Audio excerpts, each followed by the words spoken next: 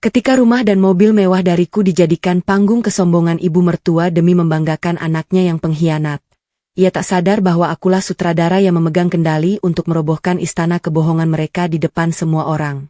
Menjadikan pesta syukurannya sebagai monumen kehancuran harga diri yang takkan pernah bisa mereka bangun kembali selamanya. Sebelum ceritanya kita mulai, absen dulu teman-teman cerita putri dari daerah mana saja. Bantu subscribe, like dan komen dari teman-teman semua sangat berarti buatku. Agar channel ini bisa berkembang dan tentunya bisa menghadirkan cerita yang lebih menyayat hati. Yang sudah subscribe, like, dan komen aku ucapkan terima kasih dan semoga selalu lancar rezekinya. Amin. Ayo kita mulai cerita kali ini. Ikuti sampai selesai ya. Widya menatap pantulan dirinya di kaca lobi kantor yang mengkilap. Di tangannya, sebuah map kulit berwarna coklat terasa begitu berat. Bukan karena isinya yang tebal, melainkan karena nilai yang terkandung di dalamnya. Hari ini ia resmi menduduki posisi manajer senior pemasaran. Promosi yang ia kejar selama 3 tahun terakhir dengan mengorbankan waktu tidur dan kesehatan akhirnya tercapai. Namun, alih-alih merayakannya bersama rekan kerja di restoran mewah, Widya memilih segera pulang. Ia ingin membagi kebahagiaan ini dengan cara yang paling tulus kepada keluarga suaminya. Di dalam tasnya terselip sebuah kotak bludru berisi kunci mobil dan sebuah map kuning berisi sertifikat rumah. Ia telah melunasi semuanya dari bonus tahunan dan tabungan pribadinya yang ia kumpulkan secara rahasia. Widya membayangkan wajah Bu Ida, ibu mertuanya akan melembut. Ia membayangkan Bu Ida akhirnya akan memeluknya dan berkata bahwa ia bangga memiliki menantu seperti Widya. Selama 5 tahun pernikahan, Widya selalu merasa seperti orang asing yang hanya menumpang di rumah mertuanya. Meski dialah yang membayar semua tagihan listrik dan belanja bulanan. Sesampainya di rumah, aroma bawang goreng dan bumbu rempah mulai memenuhi dapur. Widya segera mengganti pakaian kerjanya dengan daster lusuh, lalu mulai berkutat dengan kompor. Ia memasak rendang dan opor ayam, makanan kesukaan Bu Ida khusus untuk merayakan kemenangannya hari ini dalam diam. Tangannya yang masih gemetar karena kelelahan setelah presentasi besar di kantor kini dengan cekatan mengiris bumbu. Bau apa ini? Menyengat sekali bikin pusing. Sebuah suara ketus terdengar dari arah pintu dapur. Bu Ida muncul dengan daster sutra hadiah ulang tahun dari Widya bulan lalu sambil mengipasi lehernya dengan tangan. Di belakangnya Santi, adik bungsu Salim yang sudah 2 tahun lulus kuliah namun masih mencari kerja mengekor sambil asyik memainkan ponselnya yang paling baru yang juga dibelikan oleh Widya. Widya lagi masak opor kesukaan ibu. Hari ini ada kabar baik, Bu, ujar Widya berusaha tetap ramah. Meski hatinya sedikit mencelos mendengar sapaan ketus itu, Bu Ida mendekati kuali, mengambil sendok, dan mencicipi sedikit kuah opor. Seketika ia mendesis dan meletakkan kembali sendok itu dengan kasar ke atas meja. Ain sekali, kamu ini niat masak atau mau meracuni ibu? Sudah jam segini baru masak, rumah berantakan dan sekarang makanan tidak karuan rasanya. Apa saja yang kamu lakukan di kantor? Cuma duduk-duduk saja, kan? Santi ikut mencicipi lalu mencibir. Iya, Mbak. Ini maha ayamnya masih keras. Kalau nggak niat masak buat ibu, mending beli di luar saja pakai uang Mbak yang katanya banyak itu. Kasihan ibu, sudah lapar malah disuguhi makanan sampah begini. Widya terdiam. Ia menatap tangannya yang sedikit melepuh karena terkena percikan minyak tadi. Rasa sakit di tangannya tidak sebanding dengan rasa sesak yang mulai menghimpit dadanya. Maaf, Bu. Tadi Widya agak terburu-buru karena baru pulang dari kantor setelah urusan promosi. Halah, promosi lagi, promosi lagi. Jabatan tinggi kalau di rumah tidak bisa melayani suami dan mertua itu tidak ada gunanya. Potong Bu Ida tajam. Ia kemudian duduk di kursi makan dengan gaya angkuh. Kamu harusnya mencontoh Salim tadi, dia pamit keluar sebentar. Katanya ada urusan proyek besar dengan klien dari luar kota. Anakku itu memang hebat. Diam-diam dia sedang membangun masa depan yang cerah. Tidak seperti kamu. Baru naik jabatan sedikit saja sudah pamer dan merasa paling berjasa. Widya menelan ludah. Ia tahu persis bahwa Salim suaminya tidak sedang menemui klien manapun. Sebelum masuk ke dapur tadi, Widya melewati kamar mereka dan melihat pintu yang sedikit terbuka. Di sana, di balik selimut tebal, Salim masih meringkuk pulas dengan dengkuran halus. Pakaian yang dikenakannya masih sama dengan pakaian yang ia pakai sejak kemarin sore. Salim sudah menganggur selama 6 bulan terakhir dan setiap hari kerjanya hanya bermain game atau tidur. Sementara Bu Ida selalu menciptakan narasi hebat tentang proyek rahasia anaknya untuk menutupi kenyataan di depan Widya dan Santi. Salim sudah bangun, Bu? Tanya Widya pelan mencoba menguji kebohongan ibu mertuanya. Bu Ida melotot. Sudah pergi dari pagi. Kamu itu istri macam apa sampai tidak tahu suaminya berangkat kerja? Makanya jangan terlalu ambisius dengan karir. Salim itu laki-laki. Dia punya harga diri. Dia sedang berusaha keras supaya kita bisa pindah dari rumah tua ini. Dia bilang sebentar lagi dia akan membelikan ibu rumah mewah dan mobil baru. Hasil kerja kerasnya sendiri, bukan hasil belas kasihan orang lain. Santi tertawa kecil sambil menyuap kerupuk yang ada di meja. Iya, Mbak Widya. Mas Salim itu jenius. Cuma memang belum waktunya saja semua orang tahu kalau nanti Mas Salim sudah sukses. Mbak Widya tidak perlu sok sibuk lagi di kantor. Malu-maluin keluarga kalau istri masih kerja kasar sementara suaminya sudah jadi bos besar. Widya merasa darahnya berdesir hebat. Ia meraba tas kerjanya yang diletakkan di kursi pojok dapur. Di sana ada bukti nyata siapa yang sebenarnya bekerja keras. Di sana ada jawaban atas mimpi-mimpi Bu Ida yang diklaim sebagai hasil usaha Salim. Ingin rasanya Widya melemparkan sertifikat dan kunci itu ke meja, lalu berteriak bahwa anak emas mereka hanyalah seorang pembohong yang sedang tidur di lantai atas. Namun, Widya menarik napas dalam-dalam. Ia melihat bagaimana Bu Ida dan Santi mulai menyantap masakan yang tadi mereka hina dengan lahap. Seolah-olah cacian tadi hanyalah bumbu tambahan agar makanan itu terasa lebih nikmat bagi mereka. Widya melihat betapa kuatnya tembok keangkuhan yang dibangun Bu Ida di atas fondasi kebohongan Salim. Oh, begitu ya, Bu. Kalau memang Mas Salim sudah punya proyek besar, syukurlah. Kata Widya dengan suara yang sangat tenang, hampir tanpa emosi. Kalau memang Mas Salim berjanji mau beli rumah dan mobil mewah, sepertinya Widya tidak perlu repot-repot lagi membantu keuangan keluarga ini ke depannya. Bu Ida berhenti mengunyah sebentar, menatap Widya dengan pandangan merendahkan. Memang harusnya begitu. Kamu simpan saja uangmu itu untuk dirimu sendiri. Jangan merasa paling berkuasa hanya karena kamu yang memegang uang belanja sekarang. Sebentar lagi Salim yang akan mengatur semuanya. Widya tidak membalas. Ia mengambil map coklat dan tasnya lalu berjalan menuju kamar. Saat melewati pintu kamar yang masih tertutup, ia mendengar suara notifikasi pesan dari ponsel Salim di dalam. Diikuti suara erangan malah suaminya yang baru saja terusik dari tidurnya. Widya masuk ke dalam kamar, mengunci pintu, dan menatap kotak kunci mobil serta sertifikat rumah di atas tempat tidur. Ia tidak menangis. Rasa sakitnya telah berubah menjadi sesuatu yang lebih dingin dan keras. Ia mengeluarkan ponselnya lalu mengirimkan sebuah pesan singkat kepada Pak Wawan notaris yang membantunya mengurus aset-aset tersebut. Ia kemudian berjalan ke lemari, mengambil sebuah amplop besar dan memasukkan map kuning serta kotak bludru itu ke dalamnya. Widya menyelipkannya di tumpukan baju paling bawah. Sebuah tempat yang tidak akan pernah disentuh oleh Salim yang malas atau Bu Ida yang angkuh. Ia duduk di pinggir tempat tidur, menatap kosong ke dinding sambil merangkai rencana baru yang tidak pernah ia bayangkan sebelumnya saat berangkat kerja pagi tadi. Widya membuka laptopnya, mengakses rekening bank pribadinya, dan mulai melakukan sesuatu yang selama ini tidak pernah berani ia lakukan. Memindahkan semua dana darurat keluarga ke rekening rahasia yang hanya bisa diakses olehnya. Malam itu, Widya nyaris tidak memejamkan mata. Rasa dingin yang merayap di nadinya setelah memindahkan dana darurat ke rekening rahasia masih menyisakan getaran halus di ujung jemarinya. Namun saat Fajar menyingsing sebuah sisi dalam dirinya yang masih haus akan kasih sayang.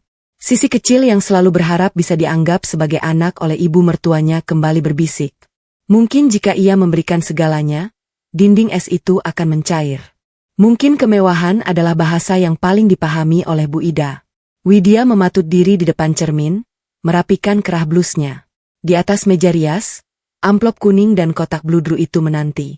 Ia menarik napas panjang, mengumpulkan sisa-sisa harga diri yang masih ia miliki untuk satu upaya terakhir, memenangkan hati keluarga suaminya.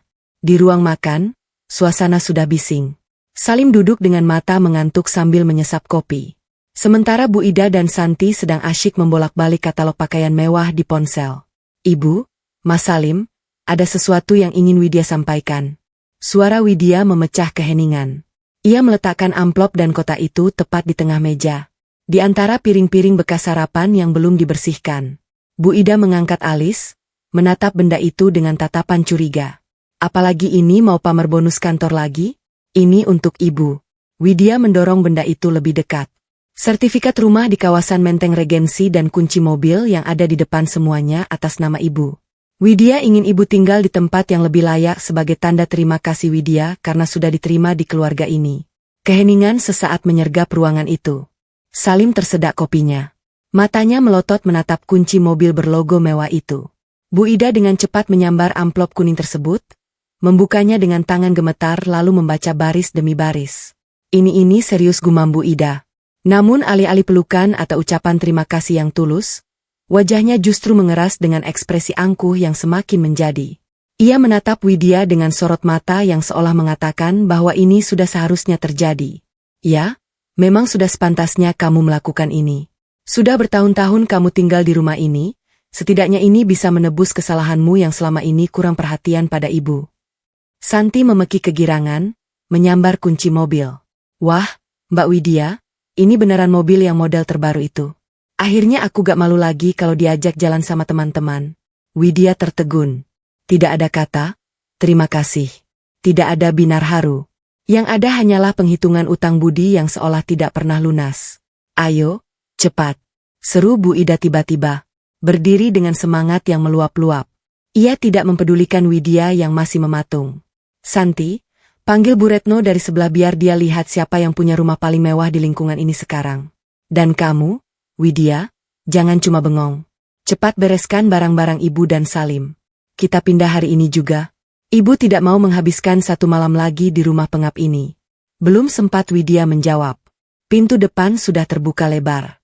Bu Retno, sahabat sekaligus rival abadi Bu Ida dalam urusan pamer kekayaan masuk dengan wajah penuh rasa ingin tahu. Ada apa ini, Ida? Pagi-pagi sudah ribut sekali. Tanya Bu Retno. Matanya langsung tertuju pada mobil mewah yang terparkir di halaman melalui jendela yang terbuka. Bu Ida tertawa nyaring. Tawa yang menusuk telinga Widya. Ini loh, Retno, anakku. Salim. Dia baru saja menyelesaikan proyek raksasa. Langsung dibelikan rumah di Menteng Regensi dan mobil ini buat saya. Katanya dia nggak tega lihat ibunya hidup susah. Widya merasakan jantungnya seolah berhenti berdetak. Ia melirik Salim. Suaminya itu bukannya meluruskan fakta, malah membusungkan dada dan tersenyum bangga pada Bu Retno. Wah, hebat sekali Salim. Memang anak berbakti ya. Puji Bu Retno dengan nada iri yang kental. Tapi bukannya Widya juga kerja ya? Bu Ida mencibir melirik Widya yang berdiri di sudut ruangan seperti pajangan tidak berharga. Widya dia mah cuma bantu-bantu urusan administrasi saja. Mana mungkin bisa beli barang beginian? Ini murni hasil keringat Salim. Widya ini cuma beruntung saja bisa ikut merasakan suksesnya anakku. Rasa panas menjalar dari ulu hati hingga ke wajah Widya. Ia ingin berteriak, ingin menunjukkan bukti transfer dan kwitansi pembayaran atas namanya. Namun, ia melihat betapa bahagianya Bu Ida saat memamerkan kebohongan itu. Sebuah luka baru tercipta di hati Widya. Luka yang lebih dalam dari sekadar cacian di dapur. Widya malah bengong. Bentak Bu Ida setelah Bu Retno pergi. Itu kardus-kardus di gudang dikeluarkan. Barang-barang pecah belah ibu harus dibungkus koran satu persatu. Jangan sampai ada yang lecek. Kamu yang urus semuanya ya. Kan kamu yang tahu cara mengemas barang kantor. Ibu mau ke salon dulu sama Santi. Mau persiapan buat syukuran di rumah baru nanti. Sepanjang hari itu, Widya berubah menjadi kuli di rumahnya sendiri. Ia mengangkat kardus berat, membungkus piring-pirang keramik koleksi Bu Ida. Sementara Salim hanya duduk di teras sambil merokok dan sesekali memberikan instruksi layaknya seorang mandor. Mbak, itu baju-bajuku jangan asal lipat ya, nanti kusut. Teriak Santi dari dalam kamar tanpa niat membantu. Widya menyeka keringat yang bercucuran di dahinya. Tangannya perih karena gesekan kardus kasar. Setiap kali ia melihat kunci mobil yang tergeletak di meja, ia merasa seperti telah memberikan senjata kepada orang yang sedang berusaha membunuhnya secara perlahan. Saat sore hari, truk pindahan datang. Widya mengawasi para kuli angkut, memastikan tidak ada barang yang tertinggal. Di tengah kekacauan itu, ia melihat Bu Ida kembali dengan rambut yang sudah tertata rapi dan kuku yang dipoles cantik. Sudah selesai semua? Tanya Bu Ida tanpa menatap Widya. Bagus, kamu nanti naik terus saja ya. Temani barang-barang. Ibu Salim dan Santi mau naik mobil baru. Biar Salim yang nyetir. Sekalian dia mau jemput temannya, katanya. Widya menatap truk yang penuh dengan debu itu, lalu menatap mobil mewah yang ia beli dengan hasil kerja lembur hingga tengah malam selama berbulan-bulan. Ia tidak membantah. Ia naik ke kursi penumpang truk yang sempit dan berbau matahari. Di dalam truk yang berguncang menuju rumah baru, Widya meraba saku celananya. Ia mengeluarkan sebuah benda kecil yang ia sembunyikan sejak tadi pagi. Sebuah kunci cadangan mobil dan duplikat kunci gerbang rumah baru yang tidak ia berikan kepada siapapun. Widya menatap jalanan dengan pandangan kosong. Lalu ia merogoh ponselnya. Ia membuka aplikasi perbankan dan menonaktifkan fitur auto debit untuk seluruh asisten rumah tangga dan biaya pemeliharaan yang tadinya ia rencanakan akan ia tanggung secara otomatis di rumah baru tersebut. Ia memutuskan untuk membiarkan tagihan-tagihan itu datang langsung ke tangan Bu Ida bulan depan.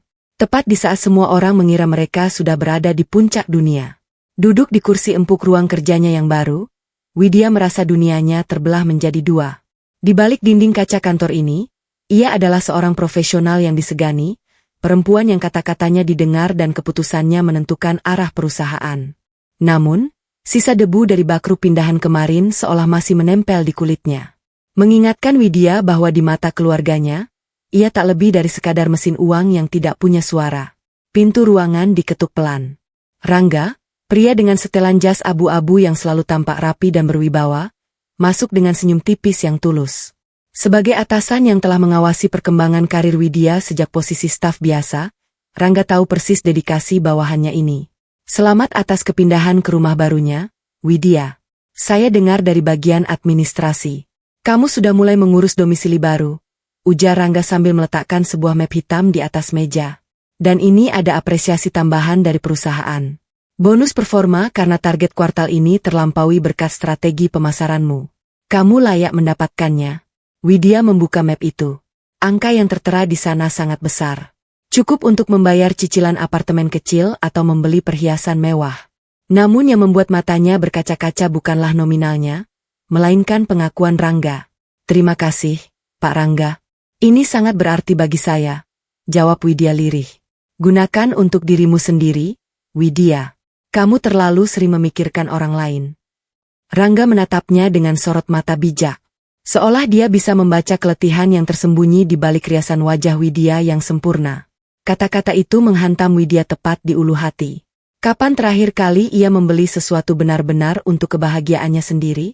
Kebahagiaan singkat di kantor itu menguap seketika begitu Widya menginjakkan kaki di teras rumah barunya yang megah. Rumah itu tampak bersinar di bawah lampu taman yang mahal. Namun suasana di dalamnya terasa menyesakkan. Di ruang tengah yang luas, Bu Ida sedang duduk di sofa beludru sambil mengagumi kuku-kuku jarinya yang baru selesai dimanicure. Baru pulang jam berapa ini? Istri itu harusnya sudah di rumah sebelum suaminya butuh makan malam. Tegur Bu Ida tanpa mengalihkan pandangan. Salim tadi mengeluh. Katanya kamu belum kasih dia uang untuk operasional proyeknya. Bagaimana sih? Suami mau kerja kok malah dipersulit. Widya hanya menarik napas panjang, mencoba menekan gejolak amarahnya. Ia berjalan menuju dapur, melewati Salim yang sedang asyik menonton televisi sambil mengangkat kaki ke atas meja kopi marmer. Wait, panggil Salim. Ia bangkit dan menyusul Widya ke dapur. Wajahnya dipasang sedemikian rupa agar tampak penuh beban dan kesungguhan. Proyek yang kemarin aku ceritakan itu kelihatannya sudah mulai jalan. Tapi aku butuh modal awal sekitar Rp untuk lobi-lobi klien dan sewa kantor sementara. Kamu ada kan? Nanti kalau cair aku ganti 2 kali lipat. Widya berhenti menuang air minum. Ia menatap suaminya lekat-lekat. Modal lagi, Mas. Bukannya minggu lalu aku baru kasih 10 juta buat keperluan administrasi. Salim berdecak. Wajahnya langsung berubah. Masam itu beda lagi. Namanya bisnis besar ya butuh modal besar. Kamu jangan perhitungan gitulah sama suami sendiri. Ibu juga sudah tahu. Dia setuju kalau aku ambil peluang ini. Kamu mau kan lihat aku sukses dan enggak diremehkan orang lagi. Aku tidak pernah meremehkanmu, Mas. Aku hanya ingin transparansi. Ujar Widya datar. Transparansi apa lagi? Kamu enggak percaya sama aku? Suara Salim meninggi, sengaja agar terdengar sampai ke ruang tengah. Benar saja, Bu Ida langsung berteriak dari sofa. Widya, jangan jadi istri pembangkang. Salim itu sedang berusaha buat harga diri keluarga. Kasih saja apa susahnya. Uangmu kan banyak. Widya terdiam. Ia merasa dikeroyok di rumah yang ia beli dengan darah dan air matanya sendiri. Tanpa kata, Ia berbalik meninggalkan Salim dan naik ke lantai 2 dengan alasan ingin mandi. Di dalam kamar, ia melemparkan tasnya ke atas kasur dengan perasaan hampa. Saat hendak merapikan pakaian Salim yang berserakan di kursi, kebiasaan buruk suaminya yang tidak pernah berubah meski sudah pindah ke rumah mewah. Widya memungut celana jeans yang dipakai Salim tadi siang.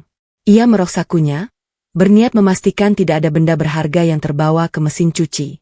Jarinya menyentuh selembar kertas kecil yang terlipat rapi. Widya membukanya, mengira itu hanya strok bensin atau parkir. Namun jantungnya seolah berhenti berdetak saat membaca deretan tulisan di sana. Toko perhiasan Kencana Mulia. 1 buah kalung emas putih dengan liontin berlian. Harga 25 juta rupiah. Tanggal transaksi kemarin siang. Darah Widya mendidih. Kemarin siang saat ia sedang sibuk mengawasi kuli angkut barang dalam panas terik saling berpamitan untuk survei lokasi proyek. Kemarin malam tidak ada kalung yang melingkar di leher Widya. Bahkan hari ini, Bu Ida pun tidak memakai perhiasan baru. Pikiran Widya melayang pada sosok Maya. Rekan kerja Salim yang dulu pernah ia lihat di kafe. Logika emosinya mulai merangkai kepingan-kepingan pengkhianatan yang selama ini ia coba sangkal. Salim meminta modal usaha R juta, sementara ia baru saja membelanjakan 25 juta untuk sesuatu yang tidak pernah sampai ke tangan istrinya.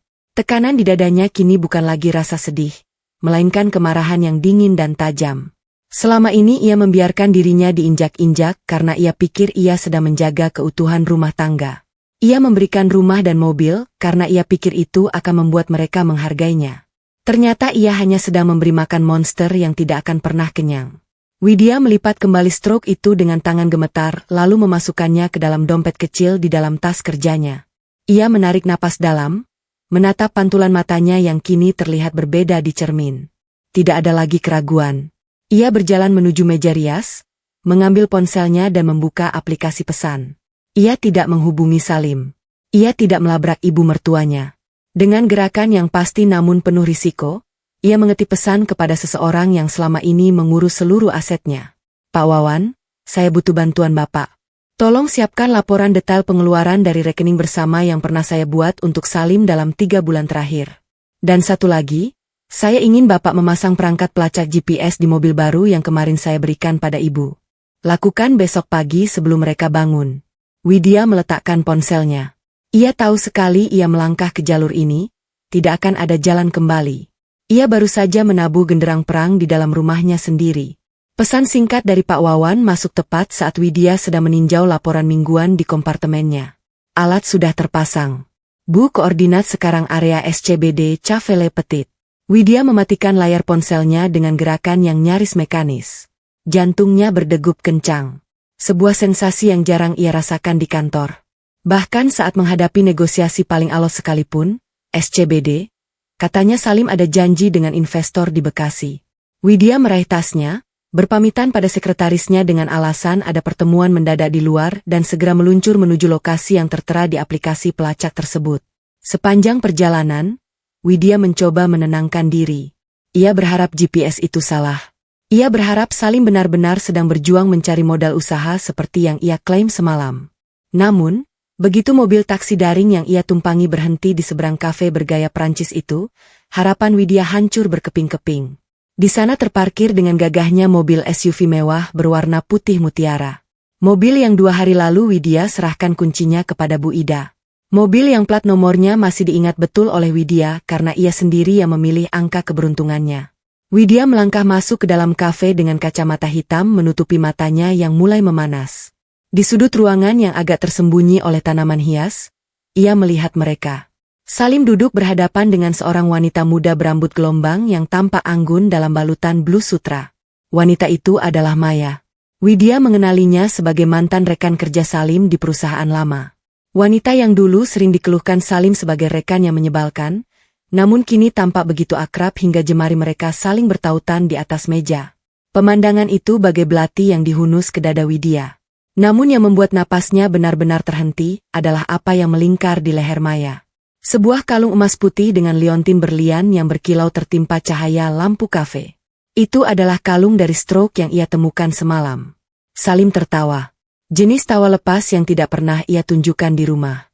Ia menuangkan air mineral ke gelas Maya dengan gerakan penuh perhatian. Perhatian yang tidak pernah ia berikan pada Widya. Bahkan saat Widya jatuh sakit karena kelelahan bekerja, Widya berdiri membeku di balik pilar. Menyaksikan suaminya menggunakan mobil pemberiannya untuk menjemput wanita lain dan menggunakan uang modal darinya untuk menghiasi leher wanita itu. Widya tidak melabrak mereka. Ia tahu jika ia muncul sekarang, Salim akan punya 1000 alasan dan Bu Ida akan membelanya mati-matian. Ia memilih memutar balik keluar dari kafe dengan kaki yang terasa berat seperti di semen. Di dalam taksi menuju rumah, Widya tidak menangis. Air matanya seolah sudah kering oleh rasa muak yang meluap. Sesampainya di rumah mewah yang terasa seperti penjara itu, Widya disambut oleh wajah masam Bu Ida yang sedang duduk di teras sambil mengipasi wajahnya. Baru pulang. Kamu lihat jam berapa ini? Suara Bu Ida melengking memecah kesunyian sore. Salim sudah pulang dari tadi. Wajahnya pucat sekali karena kelelahan bekerja. Dia langsung masuk kamar, tidur karena pusing memikirkan proyeknya. Widya menatap ibu mertuanya dengan tatapan kosong. Kelelahan bekerja, batinnya menjerit. Dia kelelahan tertawa bersama selingkuhannya. Maaf, Bu. Tadi di kantor banyak pekerjaan yang tidak bisa ditinggal. Jawab Widya pendek mencoba melewati Bu Ida. Pekerjaan. Pekerjaan terus. Bu berdiri. Menghalangi jalan. Widya, kamu itu jadi istri harusnya tahu diri. Salim itu sedang berjuang besar-besaran buat kita. Harusnya kamu di rumah, siapkan jamu, pijat suamimu, urus makannya. Ini tidak. Kamu malah asyik di kantor. Pulang-pulang wajah diteku. Pantas saja Salim sering kelihatan stres. Istrinya saja kaku seperti papan begini. Kamu itu kurang melayani, Widya. Jangan salahkan kalau nanti Salim malah mencari kenyamanan di luar karena rumahnya sendiri terasa dingin. Kata-kata Bu Ida bagaikan garam yang ditaburkan di atas luka yang masih menganga. Bu Ida secara tidak langsung memberikan pembenaran jika suatu saat Salim berkhianat. Seolah-olah semua itu adalah kesalahan Widya karena terlalu sibuk mencari nafkah untuk mereka semua. Jadi menurut ibu, Widya yang salah karena bekerja untuk membiayai rumah ini? Tanya Widya dengan nada yang bergetar karena emosi yang tertahan. Bu Ida mencibir, melipat tangan di dada. Tidak usah merasa paling berjasa.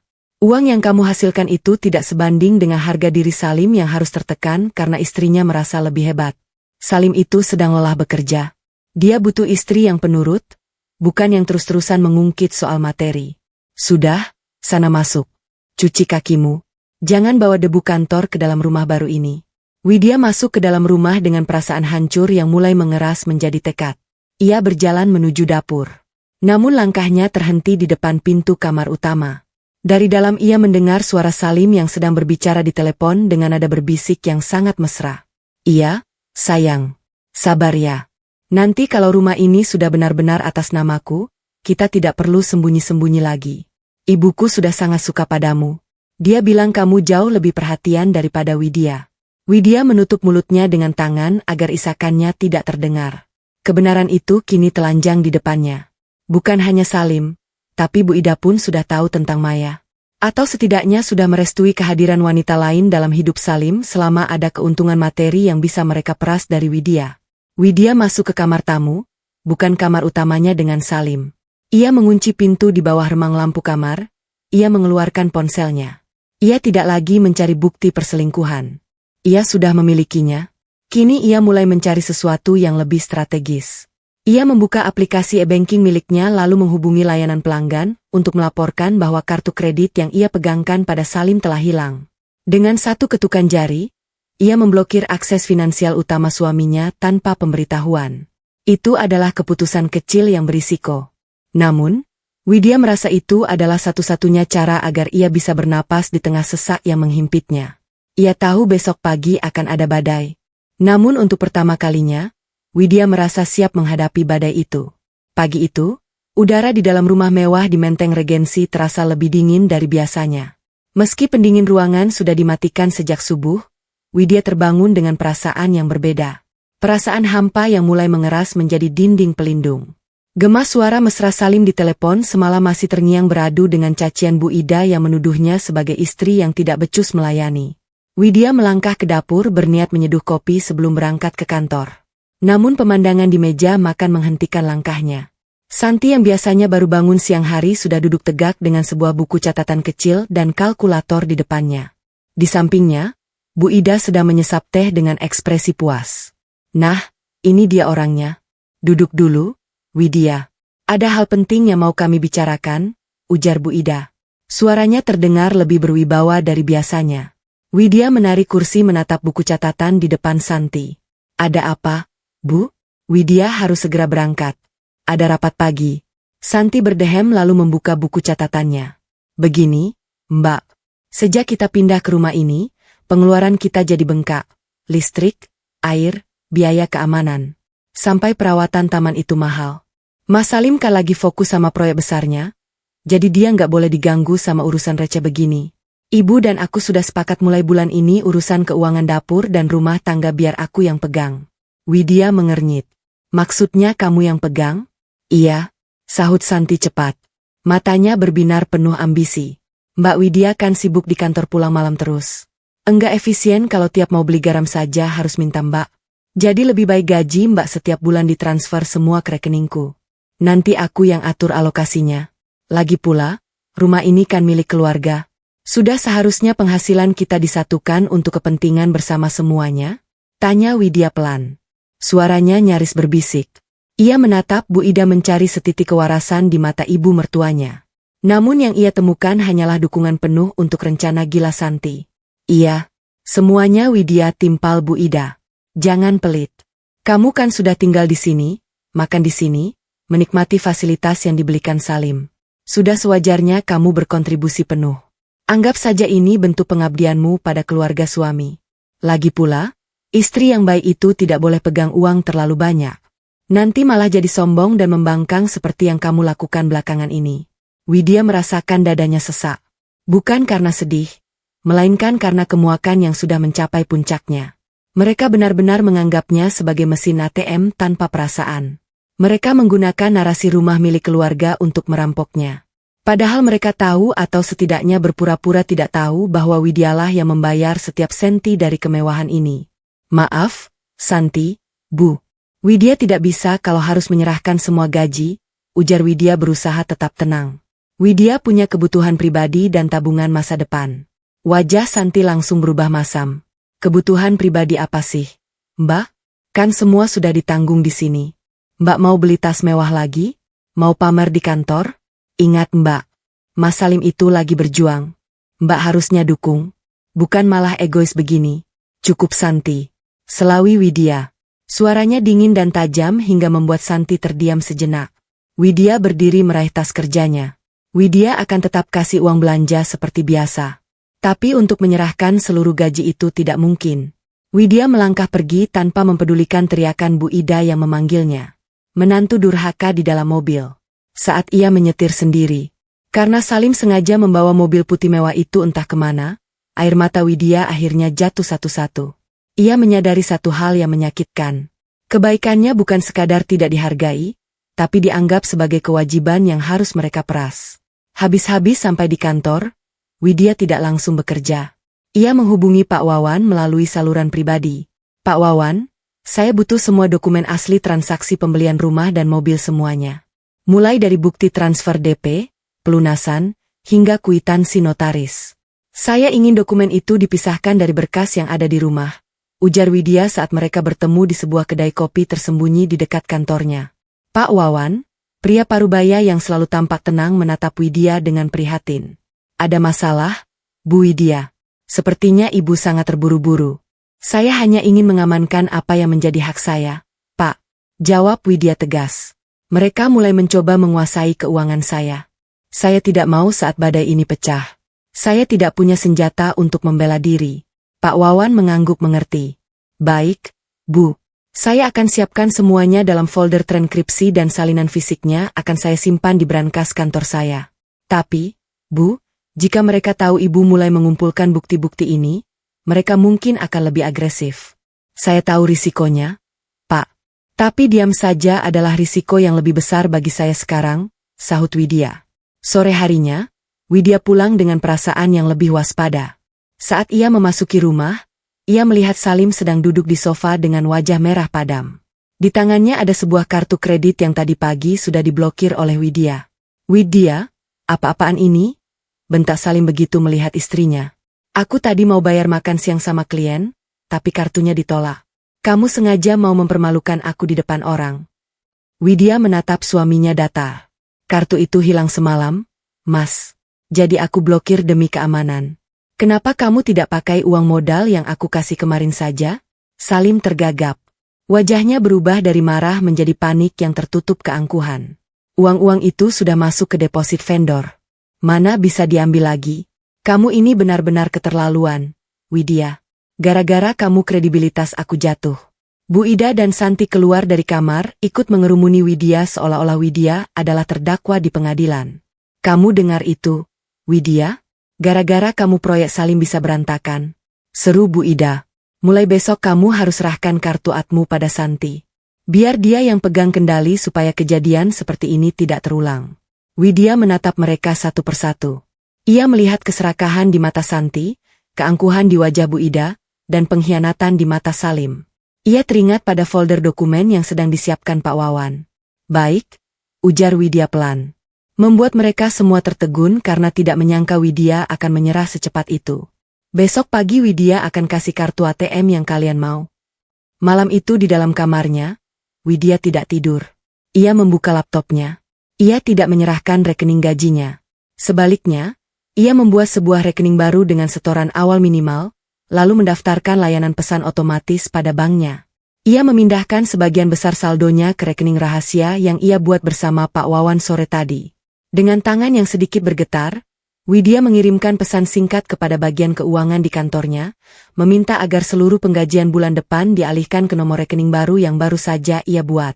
Rekening yang tidak akan pernah diketahui oleh siapapun di rumah itu.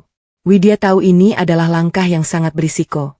Jika ketahuan sebelum waktunya, ia akan berada dalam posisi yang sangat sulit. Namun, ia merasa ini adalah satu-satunya cara untuk mulai memutus rantai yang mencekiknya. Langkah Widya terasa gontai saat menuruni tangga pualam yang masih berbau pengkilap lantai mahal. Keputusannya mengalihkan rekening gaji semalam adalah tindakan pemberontakan paling berani yang pernah ia lakukan. Namun, ketenangan itu tidak bertahan lama. Di ruang tamu yang luas, aroma kopi mahal dan parfum menyengat memenuhi udara. Bu Ida sudah duduk tegak di sana dikelilingi oleh tumpukan brosur catering dan kartu nama vendor dekorasi pesta. Widya, sini kamu. Seru Bu Ida tanpa basa-basi begitu melihat menantunya. Ibu sudah putuskan. Minggu depan kita harus mengadakan syukuran rumah ini. Ibu sudah mengundang Bu Retno dan teman-teman pengajian ibu yang lama. Mereka harus tahu kalau sekarang kita sudah pindah ke kawasan elit. Widya berhenti di anak tangga terakhir, memegang erat pegangan tangga. Minggu depan, Bu. Bukannya itu terlalu cepat. Kita bahkan belum selesai menata perabotan sepenuhnya. Lebih cepat lebih baik sebelum Bu Retno mengadakan acara lain dan mencuri panggung kita. Timpal Santi yang muncul dari ruang makan sambil membawa laptop. Aku sudah hitung, Mbak. Kita butuh tenda dekoratif yang menutupi seluruh halaman. Catering prasmanan untuk 200 orang dengan menu premium dan souvenir yang pantas. Jangan sampai memalukan Mas Salim yang katanya sekarang sudah jadi pengusaha besar. Widya menatap suaminya. Salim yang sedang duduk di sudut sofa sambil sibuk dengan ponselnya. Pria itu sama sekali tidak mengangkat wajah. Seolah pembicaraan tentang biaya ratusan juta ini tidak ada hubungannya dengan dirinya. Mas, bagaimana menurutmu? Tanya Widya memancing reaksi Salim. Salim akhirnya mendongak. Namun tatapannya tajam dan tidak bersahabat. Ya ikuti saja kemauan ibu. Ini kan momen sekali seumur hidup untuk mengangkat harga diri keluarga. Jangan perhitunganlah. Kamu kan baru saja dapat bonus besar dari kantormu. Rangga sendiri yang bilang kemarin. Hati Widya mencelos. Jadi Salim sempat mencari tahu soal bonusnya dari orang-orang kantor atau mungkin menguping pembicaraannya. Rasa muak mulai merayap di tenggorokan Widya. Ia teringat kembali pada struk kalung berlian dan koordinat GPS di sebuah kafe mewah kemarin. Suaminya ini meminta pengorbanan finansial yang besar darinya. Sementara dia sendiri sedang sibuk menghamburkan uang demi wanita lain. Widya, kamu dengar tidak? Suara Bu Ida meninggi. Ibu sudah panggil orang cateringnya sebentar lagi. Mereka mau uang muka hari ini juga.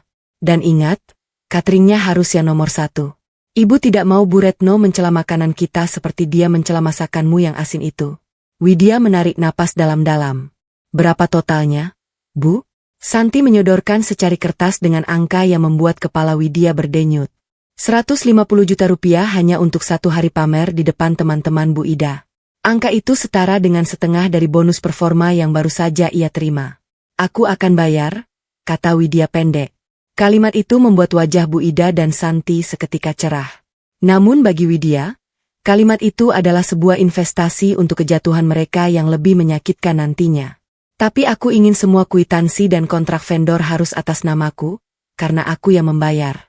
Bu Ida mencibir. Terserahlah. Yang penting acaranya jalan. Jangan sombong hanya karena kamu yang keluar uang. Ingat, tanpa nama besar Salim, rumah ini tidak akan ada artinya bagi tetangga kita nanti. Widya tidak membantah. Ia berjalan menuju dapur untuk mengambil air. Namun, langkahnya terhenti saat melewati Salim. Di layar ponsel suaminya yang tidak sengaja terlihat, ada sebuah pesan masuk dengan nama kontak Maya. Sayang, jadikan kita jalan nanti malam. Aku mau pakai mobil baru kamu itu ke acara pembukaan butik temanku. Tangan Widya gemetar menahan amarah yang mendidih. Ia ingin berteriak di depan wajah Salim. Namun ia teringat nasihat Pak Wawan. Jangan biarkan lawan tahu kita sedang mengasah pedang. Widya berpura-pura tidak melihat apapun dan terus berjalan. Sepanjang sore, rumah mewah itu riuh dengan kedatangan vendor-vendor catering. Bu Ida dan Santi bertindak seolah-olah mereka adalah ratu dan putri kerajaan. Memerintah para pelayan catering dengan nada bicara yang kasar dan merendahkan. Widya hanya duduk diam di meja makan, melakukan pembayaran melalui aplikasi bank di ponselnya sesuai permintaan mereka. Setiap kali jarinya menekan tombol konfirmasi pembayaran, Widya merasa seperti sedang melepaskan satu persatu rantai yang selama ini mengikatnya pada keluarga ini. Ia membiarkan mereka larut dalam euforia kekayaan semu. Ia membiarkan Bu Ida bertelepon ria dengan Bu Retno. Membanggakan kesuksesan anaknya yang luar biasa dan betapa megahnya pesta yang akan mereka gelar. Malam harinya saat rumah sudah sepi, Widya melihat Salim mengendap-endap keluar menuju garasi menggunakan kunci cadangan yang ia simpan. Widya memantau posisi mobil melalui GPS di ponselnya. Benar saja, mobil itu bergerak menuju apartemen di kawasan pusat kota, wilayah di mana Maya tinggal. Widya duduk di gelapnya kamar tamu, menatap pantulan dirinya di jendela. Ia menyadari satu hal.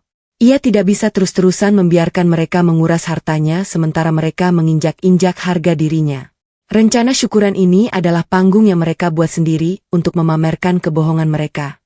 Dan Widya memutuskan untuk membiarkan panggung itu berdiri setinggi mungkin sebelum ia merobohkannya.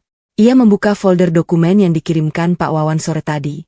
Isinya adalah rekaman CCTV garasi rumah yang menunjukkan Salim keluar masuk dengan wanita lain menggunakan mobil putih itu. Serta data audit yang menunjukkan bahwa tidak ada satu sen pun uang dari Salim yang masuk ke rekening cicilan rumah. Widya kemudian mengambil secari kartu nama vendor catering yang tadi tertinggal di meja. Dengan gerakan tenang namun pasti, ia menghubungi nomor tersebut melalui pesan singkat. Halo, ini dengan Widya, pemilik rumah Menteng Regensi.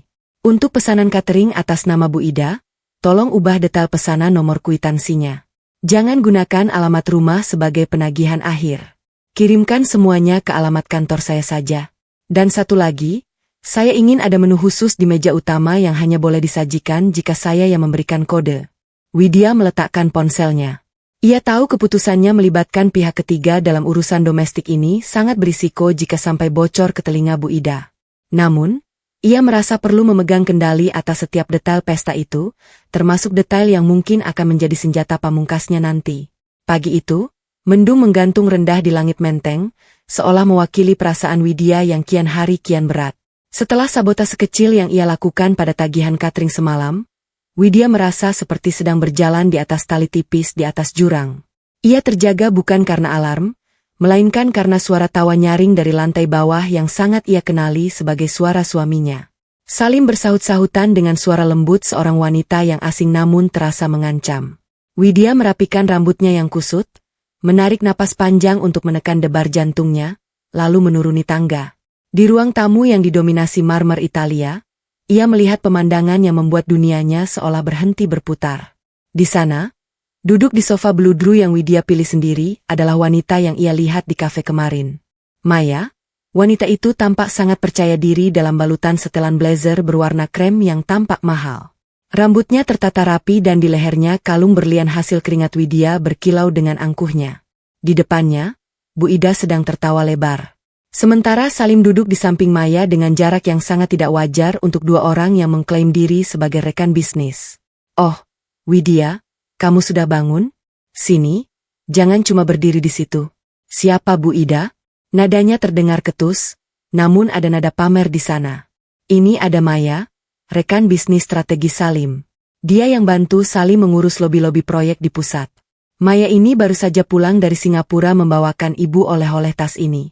Bu Ida menunjuk sebuah tas tangan bermerek yang tergeletak di meja. Widya tahu persis harga tas itu dan ia juga tahu persis dari mana uang untuk membelinya berasal. Rekening modal usaha yang ia berikan pada Salim. Halo, Mbak Widya. Salam kenal, saya Maya. Ujar wanita itu sambil mengulurkan tangan. Senyumnya tipis, namun matanya memancarkan binar kemenangan yang tajam. Mas Salim sering bercerita tentang Mbak. Katanya, Mbak Widya sangat sibuk di kantor. Widya menjabat tangan itu sejenak. Tangannya terasa dingin. Begitu. Saya juga banyak mendengar tentang proyek Mas Salim belakangan ini. Senang bertemu dengan orang yang katanya sangat berjasa atas kesuksesan suami saya. Salim berdehem tampak tidak nyaman. Iya. Maya sengaja datang pagi ini karena ada dokumen yang harus segera saya tanda tangani sebelum syukuran besok. Dia ini profesional sekali. Wait, tidak seperti orang kantor yang biasanya kaku. Dokumen apa? Mas, mungkin aku bisa lihat sebagai istri, aku juga punya hak tahu urusan bisnis suamiku, bukan? Widya bertanya dengan nada tenang yang menusuk. Sebelum Salim menjawab, Bu Ida sudah memotong dengan nada menghina. Sudahlah, Widya. Kamu itu kalau bicara soal bisnis, ujung-ujungnya cuma soal teknis dan administrasi. Lihat Maya ini, dia punya koneksi, punya pembawaan yang luas. Tadi dia bicara soal investasi dan diplomasi, ibu sampai kagum. Bu Ida kemudian beralih menatap Maya dengan binar mata yang belum pernah ia tunjukkan pada Widya selama 5 tahun pernikahan mereka. Jujur saja ya, Maya, ibu itu dari dulu mengidamkan menantu yang seperti kamu, anggun. Bicaranya tertata dan tahu cara menempatkan diri. Kalau Salim didampingi wanita berkelas seperti kamu di acara-acara pejabat nanti, ibu yakin karirnya akan melesat lebih cepat. Tidak seperti Widya yang kalau diajak bicara soal gaya hidup malah bahas soal penghematan budget kantor. Luka di hati Widya kini terasa seperti disiram air keras. Ia berdiri di rumah yang ia beli, di depan suami yang ia biayai. Namun, ia justru dipermalukan oleh ibu mertuanya sendiri di depan selingkuhan suaminya. Penghinaan itu begitu telanjang dan menyakitkan. Widya, kok malah diam? Bentak Bu Ida. Sana ke dapur. Siapkan teh dan camilan yang pantas buat tamu istimewa kita. Jangan cuma berdiri seperti patung. Belajarlah melayani tamu dengan benar.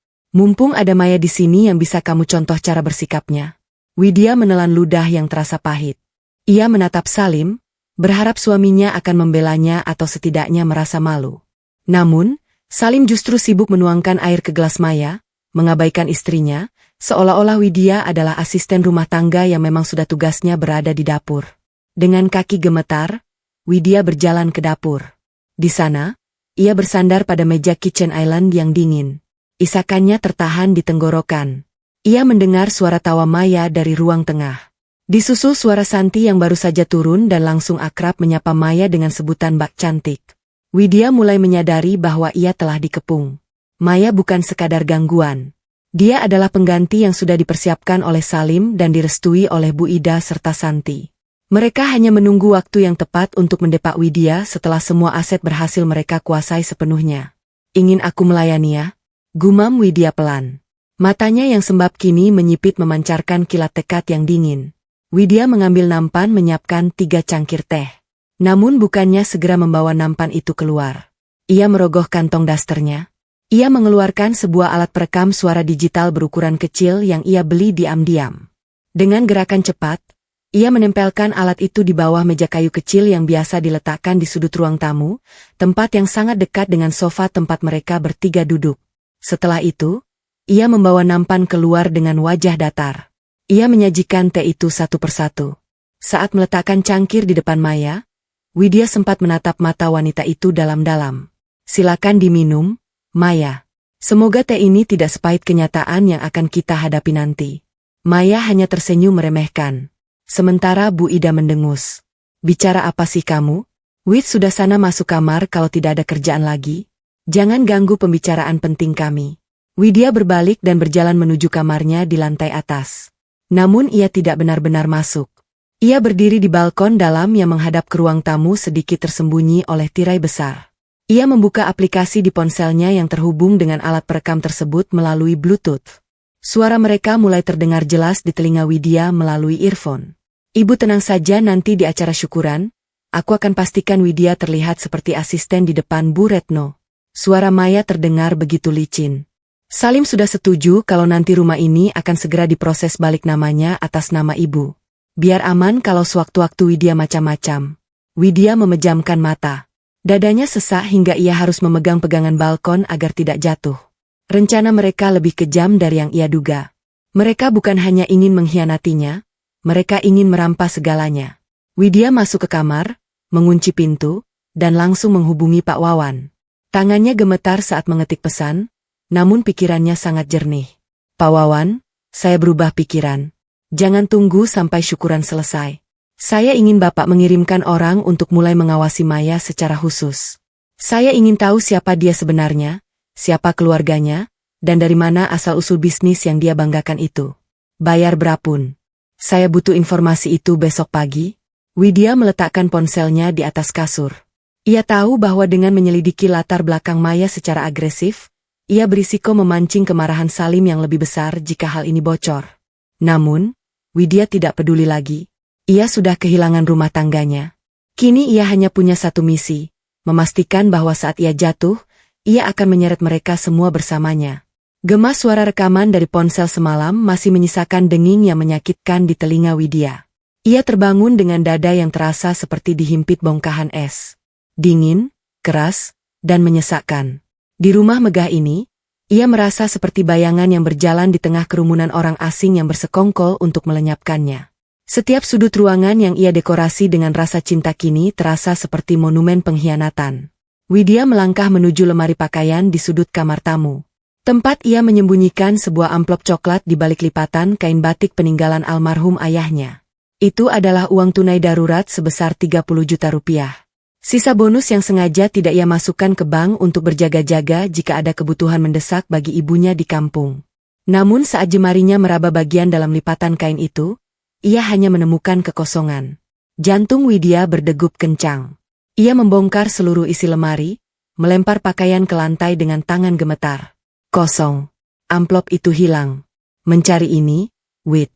Suara berat Salim terdengar dari ambang pintu. Suaminya berdiri di sana dengan kemeja yang sudah rapi, memegang sebuah tas kertas dari butik ternama yang harganya setara dengan isi amplop tersebut. Tidak ada rasa bersalah di wajahnya. Yang ada hanyalah seringai kemenangan yang memuakkan. Kamu mencuri uangku, Mas. Itu uang untuk pengobatan ibu. Suara Widya bergetar hebat antara amarah dan tangis yang tertahan. Salim melangkah masuk dengan santai, meletakkan tas kertas itu di atas meja rias. Mencuri? Jangan kasar begitu bahasanya. Ini rumahku, kamu istriku.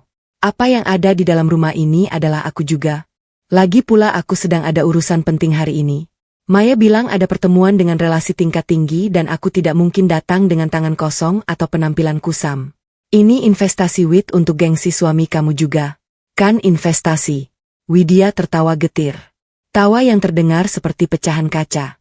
Kamu memberikan tas mewah untuk wanita lain menggunakan uang yang aku kumpulkan untuk ibuku dan kamu menyebutnya investasi. Halah, tidak usah drama. Bentak Salim mendekat hingga wajahnya hanya berjarak beberapa senti dari Widya. Kamu itu sudah punya gaji besar, tinggal ambil lagi nanti. Jangan jadi istri yang picik. Ibu juga sudah tahu soal ini dan dia setuju. Katanya, daripada uang itu kamu simpan sendiri dan membuatmu jadi sombong, lebih baik dipakai untuk mendukung karirku. Widya menatap mata Salim, mencari sisa-sisa pria yang dulu ia cintai karena kesederhanaannya. Namun, yang ia temukan hanyalah kegelapan ego yang sudah membara. Di luar kamar, suara Bu Ida terdengar riuh memanggil-manggil Salim. Salim, sudah siap belum? Mobilnya sudah dipanaskan. Santi, ayo, jangan sampai telat ketemu klien hebat itu. Teriak Bu Ida dari lantai bawah. Salim menepuk pipi Widya dengan kasar namun pelan. Sebuah penghinaan yang sangat dalam. Dengar itu, ibu saja mendukungku. Sudahlah, Mending kamu siapkan diri buat kerja. Cari uang yang banyak lagi ya, sayang. Setelah Salim pergi dengan tawa yang menggema, Widya jatuh terduduk di lantai di tengah pakaian yang berserakan. Rasa sakit itu kini mencapai puncaknya. Namun di saat yang sama, sesuatu dalam dirinya patah secara permanen. Rasa kasihan dan harapan yang selama ini menahannya untuk bertindak tegas kini menguap sepenuhnya. Ia tidak lagi ingin menyelamatkan pernikahan ini. Ia ingin menghancurkan penjara ini. Widya segera menyambar tasnya dan pergi tanpa pamit. Ia tidak menuju kantor, melainkan ke sebuah gedung perkantoran di kawasan Sudirman menuju kantor hukum Pak Wawan. Bu Widya, Anda tampak pucat sekali, ujar Pak Wawan saat Widya masuk ruangannya. Pak Wawan adalah pria yang sangat tenang, namun ia langsung bisa merasakan urgensi dari kedatangan Widya. Pak Wawan, dia mulai mengambil uang tunai saya secara langsung. Dia menggunakan narasi bahwa semua milik saya adalah miliknya. Widya duduk dengan punggung tegak, matanya menatap tajam dokumen-dokumen di atas meja. Saya tidak ingin ada celah sedikit pun. Saya ingin memastikan bahwa secara hukum tidak ada satun aset, baik rumah, mobil, maupun aset lancar lainnya yang bisa dipindah tangankan, dijaminkan, atau diubah kepemilikannya tanpa tanda tangan fisik saya di depan Bapak. Pak Wawan mengangguk, jari-jarinya dengan cepat menyusun beberapa draft dokumen. Saya mengerti. Kita akan memasang bloker pada sertifikat di BPN dan notaris terkait. Saya juga sudah menyiapkan surat pernyataan kepemilikan mutlak berdasarkan aliran dana dari rekening pribadi Anda. Jika Salim mencoba memalsukan tanda tangan Anda untuk menjaminkan rumah ini ke bank yang sering terjadi dalam kasus seperti ini, pihak bank akan langsung menghubungi saya sebagai kuasa hukum Anda. Lakukan sekarang, Pak. Saya juga ingin Bapak mengirimkan surat teguran resmi secara rahasia kepada dealer mobil tersebut. Menyatakan bahwa mobil itu dalam sengketa kepemilikan dan tidak boleh dipindah tangankan. Tambah Widya. Baik, Bu Widya. Tapi ingat, ini akan membuat Salim dan keluarganya terdesak jika mereka mulai kehabisan uang. Mereka mungkin akan lebih berani melakukan konfrontasi fisik atau tekanan mental. Pak Wawan mengingatkan. Widya menyandarkan punggungnya, menarik napas dalam yang terasa dingin namun jernih. Biarkan saja, Pak. Semakin mereka terdesak, semakin banyak kesalahan yang akan mereka buat. Dan saya butuh setiap kesalahan itu untuk menghancurkan mereka di hari syukuran nanti. Widya keluar dari kantor Pak Wawan dengan langkah yang lebih ringan. Namun, alih-alih merasa lega, ia merasa seperti seorang prajurit yang sedang memasang bom waktu di markasnya sendiri. Ia kembali ke rumah sore itu dengan wajah yang sangat tenang. Seolah tidak terjadi apa-apa pagi tadi. Saat masuk ruang tengah, ia melihat Bu Ida sedang mencoba tas branded yang tadi pagi dibawa Salim. Bu Ida berputar-putar di depan cermin besar. Tampak sangat bangga dengan barang curian tersebut. Bagus ya, Wid. Salim memang tahu cara menyenangkan hati ibu. Katanya ini hadiah kecil karena ibu sudah sabar membimbingnya, ujar Bu Ida tanpa rasa malu sedikit pun. Widya hanya tersenyum tipis. Sebuah senyuman yang tidak mencapai matanya. Bagus sekali, Bu. Sangat cocok untuk ibu. Gunakanlah sesering mungkin sebelum semuanya jadi membosankan. Widya naik ke atas, masuk ke kamar kerjanya dan mengunci pintu. Ia membuka laptop lalu mengakses sistem pengawasan rumah yang terhubung dengan kamera tersembunyi yang diam-diam ia pasang di ruang keluarga seminggu lalu. Ia melihat Salim masuk rumah dengan wajah ceria. Memeluk ibunya dan mereka tertawa bersama sambil membahas betapa mudahnya mengambil uang dari Widya. Tangan Widya bergerak ke ponselnya. Ia membuka aplikasi perbankan, melihat saldo yang tersisa di rekening yang biasa ia gunakan untuk belanja rumah tangga. Dengan gerakan pasti, ia melakukan transfer besar-besaran ke rekening penampungan yang dikelola Pak Wawan, menyisakan saldo yang sangat minim, hanya cukup untuk membayar tagihan listrik dan air bulan depan. Ia tahu esok hari saat Salim mencoba menggesek kartu untuk keperluan gaya hidupnya bersama Maya atau saat Santi ingin berbelanja kebutuhan syukuran yang mewah, mereka akan menemukan tembok besar yang tidak bisa ditembus. Widya mematikan laptopnya lalu meletakkan ponselnya di atas meja dengan posisi layar menghadap ke bawah. Ia duduk di kegelapan menunggu badai yang ia ciptakan sendiri datang menerjang. Pagi itu, suasana di rumah mewah Menteng Regensi terasa seperti permukaan laut yang tenang, namun menyimpan palung yang gelap di bawahnya. Widya terbangun bukan oleh deru jamaker, melainkan oleh keheningan yang ia ciptakan sendiri. Saldo rekening yang telah ia pindahkan semalam adalah pernyataan perang yang belum terbaca oleh musuh-musuhnya. Ia menatap pantulan dirinya di cermin. Matanya kini tidak lagi memancarkan binar pengabdian, melainkan ketajaman seorang pengamat yang sedang menunggu waktu untuk menjatuhkan palu hakim. Widya turun ke bawah dengan langkah ringan, mengenakan setelan kantor yang paling tajam miliknya. Di ruang makan, ia melihat Embok Inah, asisten rumah tangga yang baru 2 hari bekerja sedang sibuk mengelap meja dengan tangan gemetar. Embok Inah adalah saksi baru di rumah ini. Seorang wanita parubaya yang direkrut oleh Santi untuk meringankan beban keluarga yang sebenarnya berarti mengambil alih seluruh pekerjaan rumah yang selama ini dilakukan Widya di sela-sela waktu kantornya. "Embok, sudah sarapan?" tanya Widya lembut. Embok Inah menoleh, wajahnya tampak serba salah. "Belum, Non. Widya tadi Nyonya Ida bilang meja harus bersih mengkilap sebelum Non Santi turun." Belum sempat Widya menjawab. Suara langkah kaki yang berat terdengar dari arah garasi. Bu Ida masuk dengan wajah yang ditekuk, memegang lap kain kotor dan botol pembersih kaca. Ia tampak sangat kesal. "Widya, sini kamu!" teriak Bu Ida. Suaranya melengking hingga ke lantai 2. Widya berjalan tenang menuju teras dalam yang menghadap garasi. Di sana SUV putih mewah itu terparkir sedikit berdebu karena sisa perjalanan Salim semalam. "Ada apa, Bu?" "Widya harus segera berangkat. Ada rapat penting pagi ini," ujar Widya datar. Bu Ida melemparkan lap kotor itu ke arah kaki Widya. Embok Inah yang berdiri di belakang Widya tersentak kaget. "Rapat? Rapat terus alasanmu. Lihat itu mobil Salim berdebu begitu. Tadi malam Salim pulang larut. Dia bilang dia sangat lelah mengurus proyek besar untuk masa depan kita semua. Dia tidak sempat mengurus mobilnya." Widya menatap mobil itu lalu kembali menatap ibu mertuanya. "Lalu hubungannya dengan Widya apa, Bu? Kan ada Embok Inah. Atau Mas Salim bisa membawanya ke tempat pencucian mobil nanti siang?" Wajah Bu Ida memerah padam. Ia merasa otoritasnya ditantang di depan orang baru. Embok Inah itu sibuk urus dalam rumah dan Salim itu pengusaha. Tidak pantas dia mencuci mobil sendiri. Kamu sebagai istri yang suaminya sudah banting tulang membelikan rumah ini harusnya tahu diri. Cuci mobil itu sekarang. Ibu mau mobil itu berkilau karena nanti siang Bu Retno mau mampir untuk melihat persiapan syukuran. Ibu tidak mau dia melihat mobil. Anak emas, ibu kotor." Widya tidak bergerak. Ia justru melipat tangan di dada. "Widya tidak akan mencuci mobil itu. Bu, itu mobil Mas Salim, bukan mobil Widya. Dan Widya bukan asisten rumah tangga di sini. Apa kamu bilang?" Bu Ida mendekat. Telunjuknya nyaris mengenai hidung Widya. "Kamu itu jangan sombong ya karena merasa punya gaji. Uangmu itu tidak ada apa-apanya dibanding harga diri Salim. Kamu itu cuma penumpang di sini. Widya, kalau bukan karena Salim yang sukses, kamu masih tinggal di rumah kontrakan sempit itu. Dasar menantu tidak tahu diuntung. Disuruh melayani suami saja banyak alasan."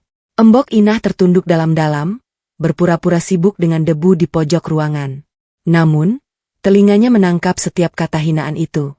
Widya melihat kilat kepuasan di mata Bu Ida saat dia bisa merendahkan menantunya di depan orang lain. Widya menarik napas panjang, namun kali ini tidak ada sesak. Ia merasa dingin. Benar-benar dingin. Ia membiarkan kata-kata penumpang dan tidak tahu diuntung itu masuk ke telinganya hanya untuk ia catat sebagai alasan tambahan untuk tidak memberi ampun nanti. "Baik, Bu," ujar Widya tiba-tiba dengan nada yang sangat tenang. Bahkan tersenyum tipis. Sebuah senyuman yang membuat Embok Inah merinding.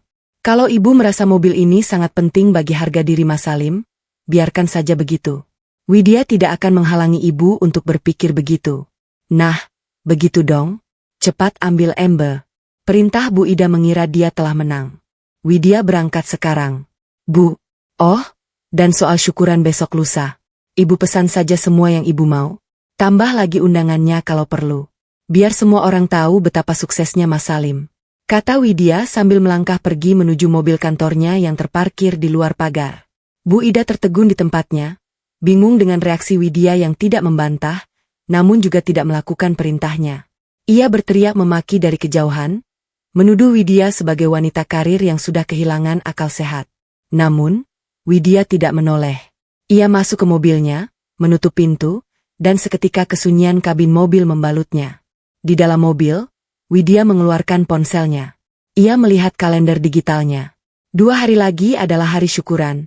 Hari di mana Bu Ida ingin menunjukkan pada dunia dan terutama pada Bu Retno bahwa keluarganya telah mencapai puncak kejayaan. Widya menghubungi Pak Wawan melalui panggilan suara. "Halo, Pak Wawan. Pastikan semua dokumen yang kita bicarakan kemarin sudah siap dalam bentuk hard copy dan juga draft digital yang bisa saya tampilkan melalui proyektor. Suara Widya stabil tanpa getaran emosi. Sudah siap, Bu Widya. Tapi saya harus mengingatkan jika Anda melakukan ini di depan banyak tamu, nama baik keluarga Bapak Salim akan hancur total secara sosial. Apakah Anda sudah siap dengan konsekuensi hukum dan tekanan dari mereka setelahnya? Tanya Pak Wawan di seberang sana. Widya menatap gedung-gedung tinggi di sepanjang Jalan Sudirman yang mulai padat. Nama baik yang dibangun di atas kebohongan memang seharusnya dihancurkan. Pak, saya sudah terlalu lama menjadi fondasi untuk bangunan yang keropos ini. Biarkan semuanya runtuh. Widya menutup telepon. Ia kemudian membuka aplikasi pemesanan catering yang digunakan Bu Ida. Dengan akses yang ia miliki sebagai pembayar sah, ia melakukan satu perubahan kecil namun krusial. Ia mengubah instruksi penyajian untuk meja utama. Meja di mana Bu Ida, Salim, dan tamu-tamu kehormatan seperti Bu Retno akan duduk. Ia meminta pihak catering untuk menyisipkan amplop-amplop kecil di bawah setiap piring tamu undangan di meja utama tersebut. Bukan amplop berisi uang atau souvenir, melainkan sesuatu yang akan memastikan bahwa tidak ada satupun orang di ruangan itu yang bisa menutup mata terhadap kebenaran. Sepanjang hari di kantor, Widya bekerja dengan fokus yang luar biasa. Ia bahkan sempat menghadiri rapat dengan Rangga dan memberikan presentasi yang memukau. Rangga sempat memujinya, namun Widya hanya menanggapi dengan senyum profesional. Pikirannya sudah berada di hari esok. Sore harinya saat pulang, Widya mendapati rumahnya sudah mulai dipasangi tenda-tenda megah. Bu Ida dan Santi tampak sibuk memerintah para pekerja dekorasi. Salim tidak ada di rumah. GPS di ponsel Widya menunjukkan bahwa suaminya sedang berada di sebuah hotel butik di pinggiran kota bersama Maya. Widya masuk ke kamar tamu, menutup pintu, dan mulai mengepak barang-barang pribadinya ke dalam satu koper kecil yang ia sembunyikan di bawah tempat tidur. Ia tidak membawa banyak, hanya dokumen penting, beberapa baju kerja, dan kenangan yang tersisa dari ayahnya. Ia kemudian duduk di meja kerja kecilnya, mengambil selembar kertas dan menuliskan daftar nama orang yang paling ia percayai untuk hadir di acara lusa sebagai saksi. Nama pertama yang ia tulis adalah Rangga. Ia ingin atasannya itu melihat bahwa Widya bukan hanya hebat di kantor, tapi dia adalah wanita yang mampu mengakhiri sebuah penghinaan dengan cara yang paling elegan. Keputusan untuk mengundang Rangga ke acara keluarga yang berantakan ini adalah risiko besar bagi reputasi profesionalnya. Namun bagi Widya, ini adalah tentang integritas hidupnya secara keseluruhan. Ia mematikan lampu, membiarkan dirinya larut dalam kegelapan malam terakhir sebelum badai yang sesungguhnya tiba. Gemini Said. Hawa di dalam rumah mewah itu terasa makin tipis bagi Widya. Seolah oksigen di sana telah habis dihisap oleh keserakahan penghuninya. Persiapan syukuran yang tinggal menghitung hari membuat suasana rumah berubah menjadi medan perang yang sunyi. Tenda megah sudah berdiri di halaman. Catering premium sudah dikonfirmasi dan undangan telah tersebar luas. Widya bergerak di antara kesibukan itu seperti sebuah mesin yang terprogram, menjalankan perannya tanpa protes, membiarkan Bu Ida dan Santi larut dalam delusi kekuasaan mereka. Siang itu Widya terburu-buru meninggalkan kamar tamu karena ada panggilan mendadak dari Rangga mengenai audit mendesak di kantor. Ia tidak sengaja meninggalkan tas kerjanya di atas meja rias dalam keadaan tidak terkunci sepenuhnya. Sebuah kecerobohan kecil yang lahir dari rasa lelah yang luar biasa. Santi yang sejak pagi mencari alasan untuk menggeledah barang-barang Widya demi menemukan kartu ATM atau uang tunai tambahan. Menyelinap masuk begitu melihat kakak iparnya turun ke lantai bawah dengan jemari panjang yang gemetar karena rasa penasaran, Santi mulai membongkar isi tas Widya. Di antara tumpukan berkas kantor, ia menemukan sebuah map biru yang tersembunyi di balik buku agenda. Mata Santi membelalak saat membaca judul di lembar pertama dokumen tersebut. Draft gugatan cerai. Di bawahnya terlampir rincian aset yang diklaim sebagai milik sepihak berdasarkan bukti pembayaran. Gila, Mbak Widya benar-benar mau mengusir kita. Gumam Santi dengan napas memburu. Ia segera memotret dokumen itu dengan ponselnya lalu mengembalikan semuanya ke posisi semula secepat kilat. Ia tidak lari ke Bu Ida. Ia tahu siapa yang paling berkepentingan dengan informasi ini. Ia segera mencari Salim yang sedang bersantai di taman belakang. 1 jam kemudian, Widya pulang dengan kepala berdenyut. Namun, pemandangan yang menyambutnya di ruang tengah sungguh di luar dugaan. Salim yang biasanya bersikap acuh tak acuh atau ketus kini berdiri di dekat tangga sambil memegang sebuah kotak berisi martabak manis kesukaan Widya dan secangkir teh hangat. "Kamu baru pulang, Wid?" Wajahmu pucat sekali, ujar Salim dengan suara yang dibuat selembut mungkin. Ia melangkah mendekat, mencoba merangkul pundak Widya. Sebuah gestur yang sudah berbulan-bulan tidak ia lakukan. Aku tahu aku banyak salah belakangan ini.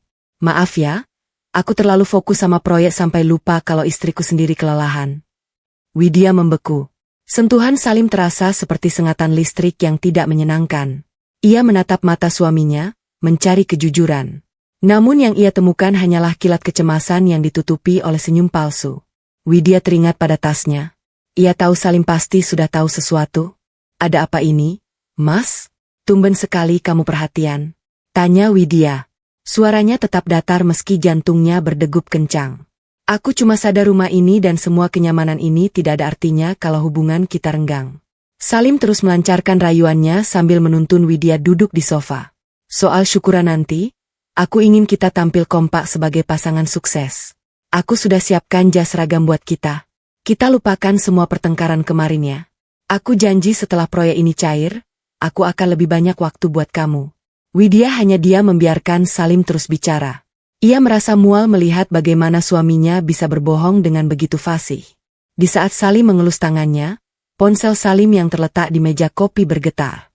Sebuah notifikasi pesan masuk dari nomor tanpa nama. Nomor yang Widya tahu persis milik Maya. Karena posisi duduknya yang lebih tinggi, Widya bisa membaca baris pesan yang muncul di layar kunci. Mas, gimana surat-suratnya sudah kamu amankan? Aku sudah tidak sabar tinggal di rumah itu. Kapan perempuan itu kamu singkirkan secara resmi? Jangan lupa, besok kita pilih furnitur baru untuk kamar utama kita. Darah Widya seolah berhenti mengalir. Kalimat tinggal di rumah itu dan perempuan itu kamu singkirkan berdiut di kepalanya seperti genderang perang. Jadi semua perhatian manis ini hanyalah upaya untuk merayu agar Widya tidak melanjutkan gugatan cerainya sampai Salim berhasil memindahkan hak milik rumah ini melalui tipu muslihat. Wid, kenapa diam saja? Tanya Salim mencoba menarik kembali perhatian Widya. Widya menarik napas dalam, memaksa dirinya untuk tersenyum. Senyum paling palsu yang pernah ia ciptakan. Iya, Mas, kamu benar. Mungkin aku juga terlalu sensitif belakangan ini. Aku senang kamu mau berubah. Salim tampak sangat lega. Sebuah kelegaan yang terlihat sangat bodoh di mata Widya. Baguslah. Oh ya, soal dokumen-dokumen rumah, kalau kamu repot menyimpannya, biar aku saja yang simpan di brankas pribadiku. Supaya kalau ada pemeriksaan pajak atau apa, aku yang urus.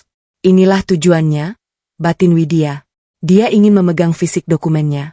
Boleh, Mas. Besok pagi aku ambilkan dari kantor. Ya, sekarang aku capek sekali. Jawab Widya berpura-pura menyerah. Salim tersenyum penuh kemenangan lalu mengecup kening Widya. Widya menahan diri agar tidak mendorong suaminya saat itu juga. Ia beranjak berdiri berjalan menuju kamarnya dengan kaki yang terasa ringan, karena amarahnya kini telah berubah menjadi energi yang dingin dan murni. Di dalam kamar, Widya segera mengunci pintu. Ia tidak menangis. Ia mengambil ponselnya dan menghubungi Pak Wawan. Pak Wawan, rencana berubah. Mereka sudah tahu soal draft gugatannya. Salim sedang mencoba merayu saya untuk menyerahkan dokumen asli. Widya berbisik dengan nada tajam. Jangan kirim berkas apapun ke rumah. Besok pagi saya akan ke kantor Bapak. Saya ingin Bapak menyiapkan satu dokumen tambahan. Surat pernyataan pengakuan hutang pribadi Salim kepada saya senilai total seluruh harga rumah dan mobil ini, lengkap dengan denda keterlambatan yang mustahil bisa dia bayar. Widya meletakkan ponselnya di atas meja. Ia melihat pantulan dirinya di jendela yang gelap. Ia baru saja memutuskan untuk memberikan umpan yang lebih besar kepada Salim agar pria itu merasa di atas angin. Tepat sebelum ia menarik jarinya kuat-kuat di depan semua orang saat syukuran nanti. Ia tahu langkah ini sangat berisiko. Jika Salim nekat, dia bisa melakukan hal yang lebih berbahaya. Tapi bagi Widya, membiarkan pengkhianat itu merasa menang adalah bagian dari seni penghancuran yang sedang ia susun. Sisa rasa mual akibat kecupan palsu Salim semalam masih terasa mengendap di dasar kerongkongan Widya. Seperti residu pahit yang menolak untuk dibilas. Pagi ini, rumah mewah di Menteng Regensi itu sudah riuh rendah. Suara ketukan palu para pekerja dekorasi yang menyempurnakan panggung di halaman belakang terdengar beradu dengan tawa melengking Santi. Widya berdiri di balkon lantai 2 menatap ke bawah seolah sedang melihat miniatur panggung sandiwara yang sebentar lagi akan mencapai babak penghabisan. Ia segera berangkat lebih awal, bukan menuju kantor melainkan ke sebuah ruko perkantoran di kawasan yang lebih tenang untuk menemui Pak Wawan. Di dalam ruangan yang dipenuhi aroma kertas tua dan kopi hitam itu, Pak Wawan sudah menunggu dengan laptop yang menyala. "Semua sudah saya susun sesuai permintaan Anda, Bu Widya," ujar Pak Wawan sambil memutar layar laptop ke arahnya. Widya menatap layar itu dengan mata yang tak berkedip. Di sana sebuah folder digital berjudul Proyek Harga Diri Terbuka. Isinya adalah kumpulan bukti yang sangat rapi. Salinan sertifikat rumah atas nama Widya, kwitansi pelunasan mobil mewah, mutasi rekening yang menunjukkan setiap rupiah uang belanja berasal dari kantong Widya, hingga folder berisi rekaman suara dan video. Pak Wawan mengklik salah satu video.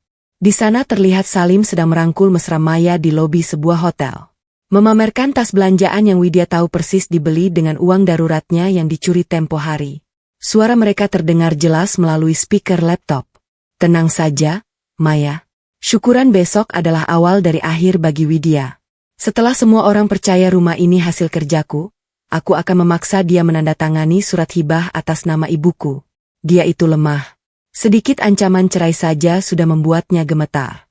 Suara Salim terdengar penuh keyakinan yang menjijikan. Widya merasakan jantungnya berdegup kencang. Namun bukan karena ketakutan, ada sensasi dingin yang menyelimuti punggungnya.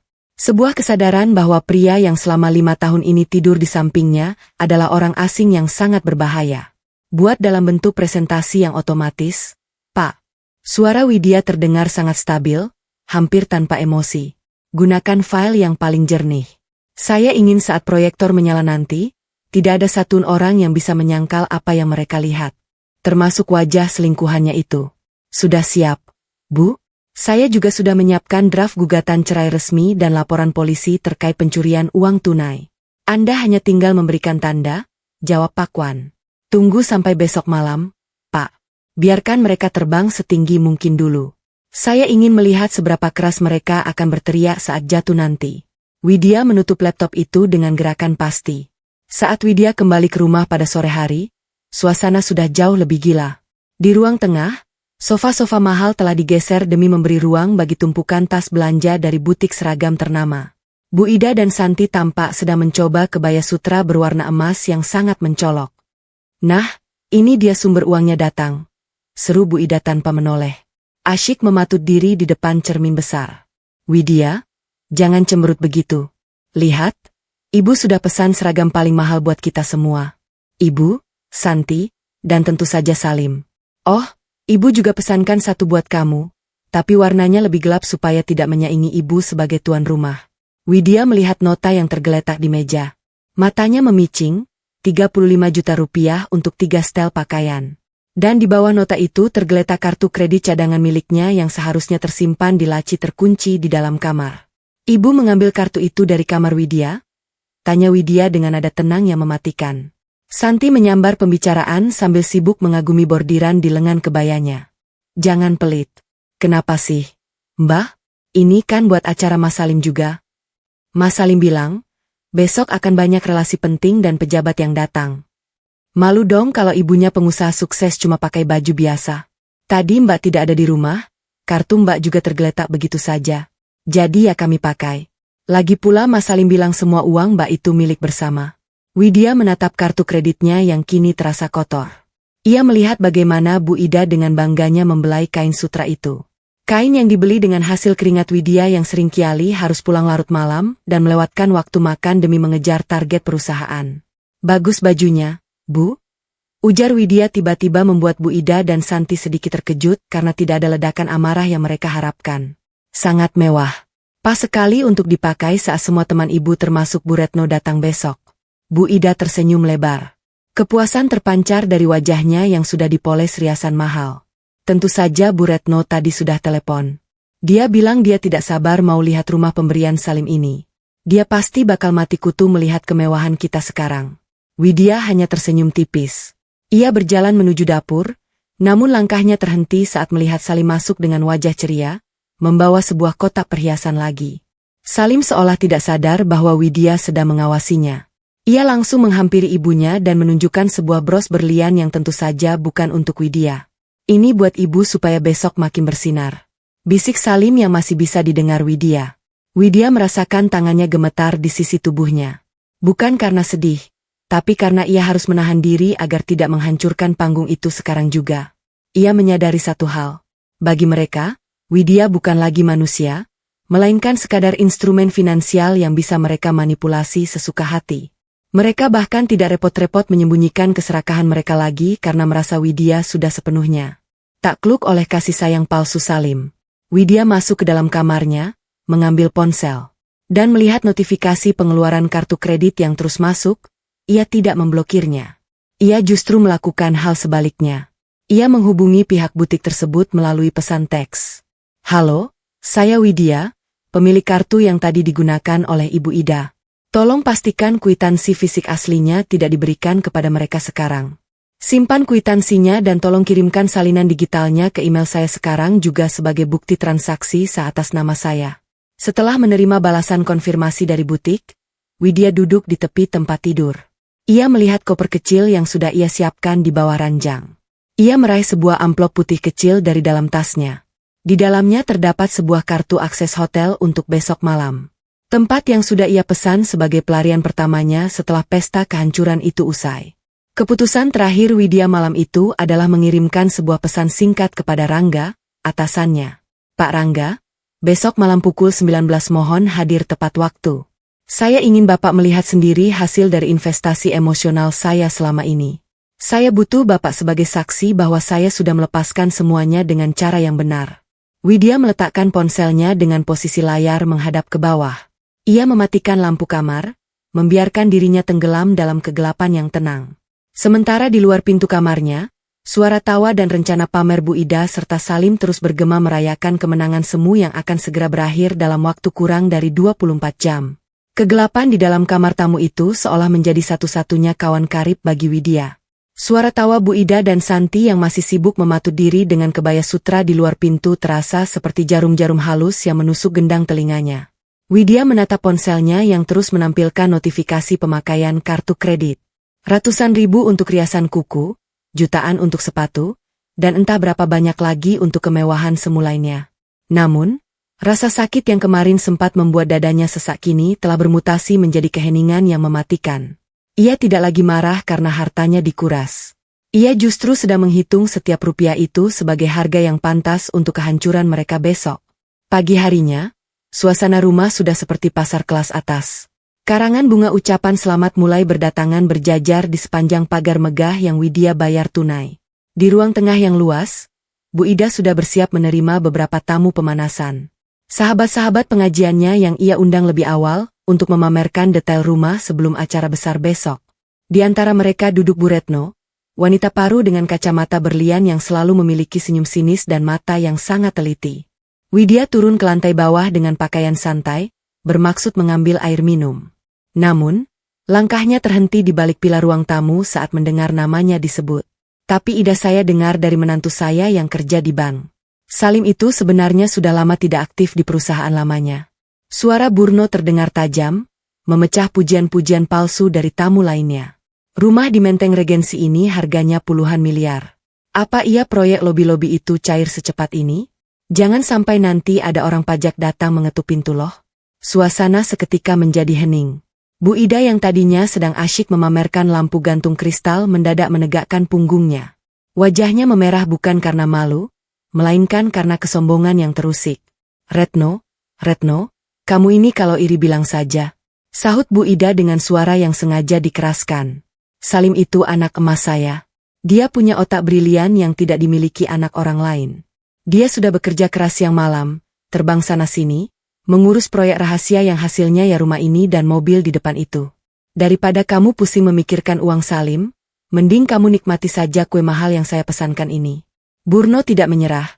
Matanya melirik ke arah Widya yang masih berdiri di balik pilar.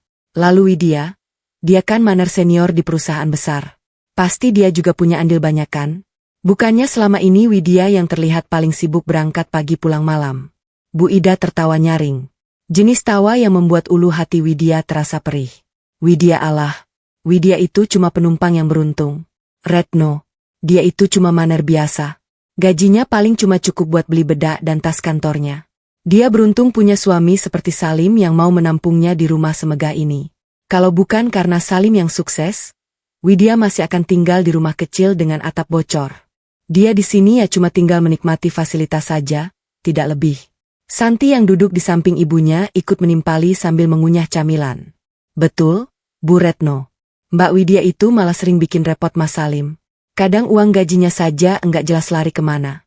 Mungkin buat keluarganya di kampung. Untung Mas Salim itu orangnya sangat bertanggung jawab dan sayang keluarga. Jadi Mbak Widya tetap boleh tinggal di sini walaupun sumbangsihnya enggak seberapa. Widya memejamkan mata di balik pilar. Setiap kata penumpang yang keluar dari mulut Bu Ida terasa seperti tamparan yang membekas di wajahnya. Ini adalah rumah yang ia beli dengan mengorbankan waktu istirahatnya dengan tekanan darah tinggi karena target kantor dan dengan tangisan diam-diam saat ia merasa kesepian.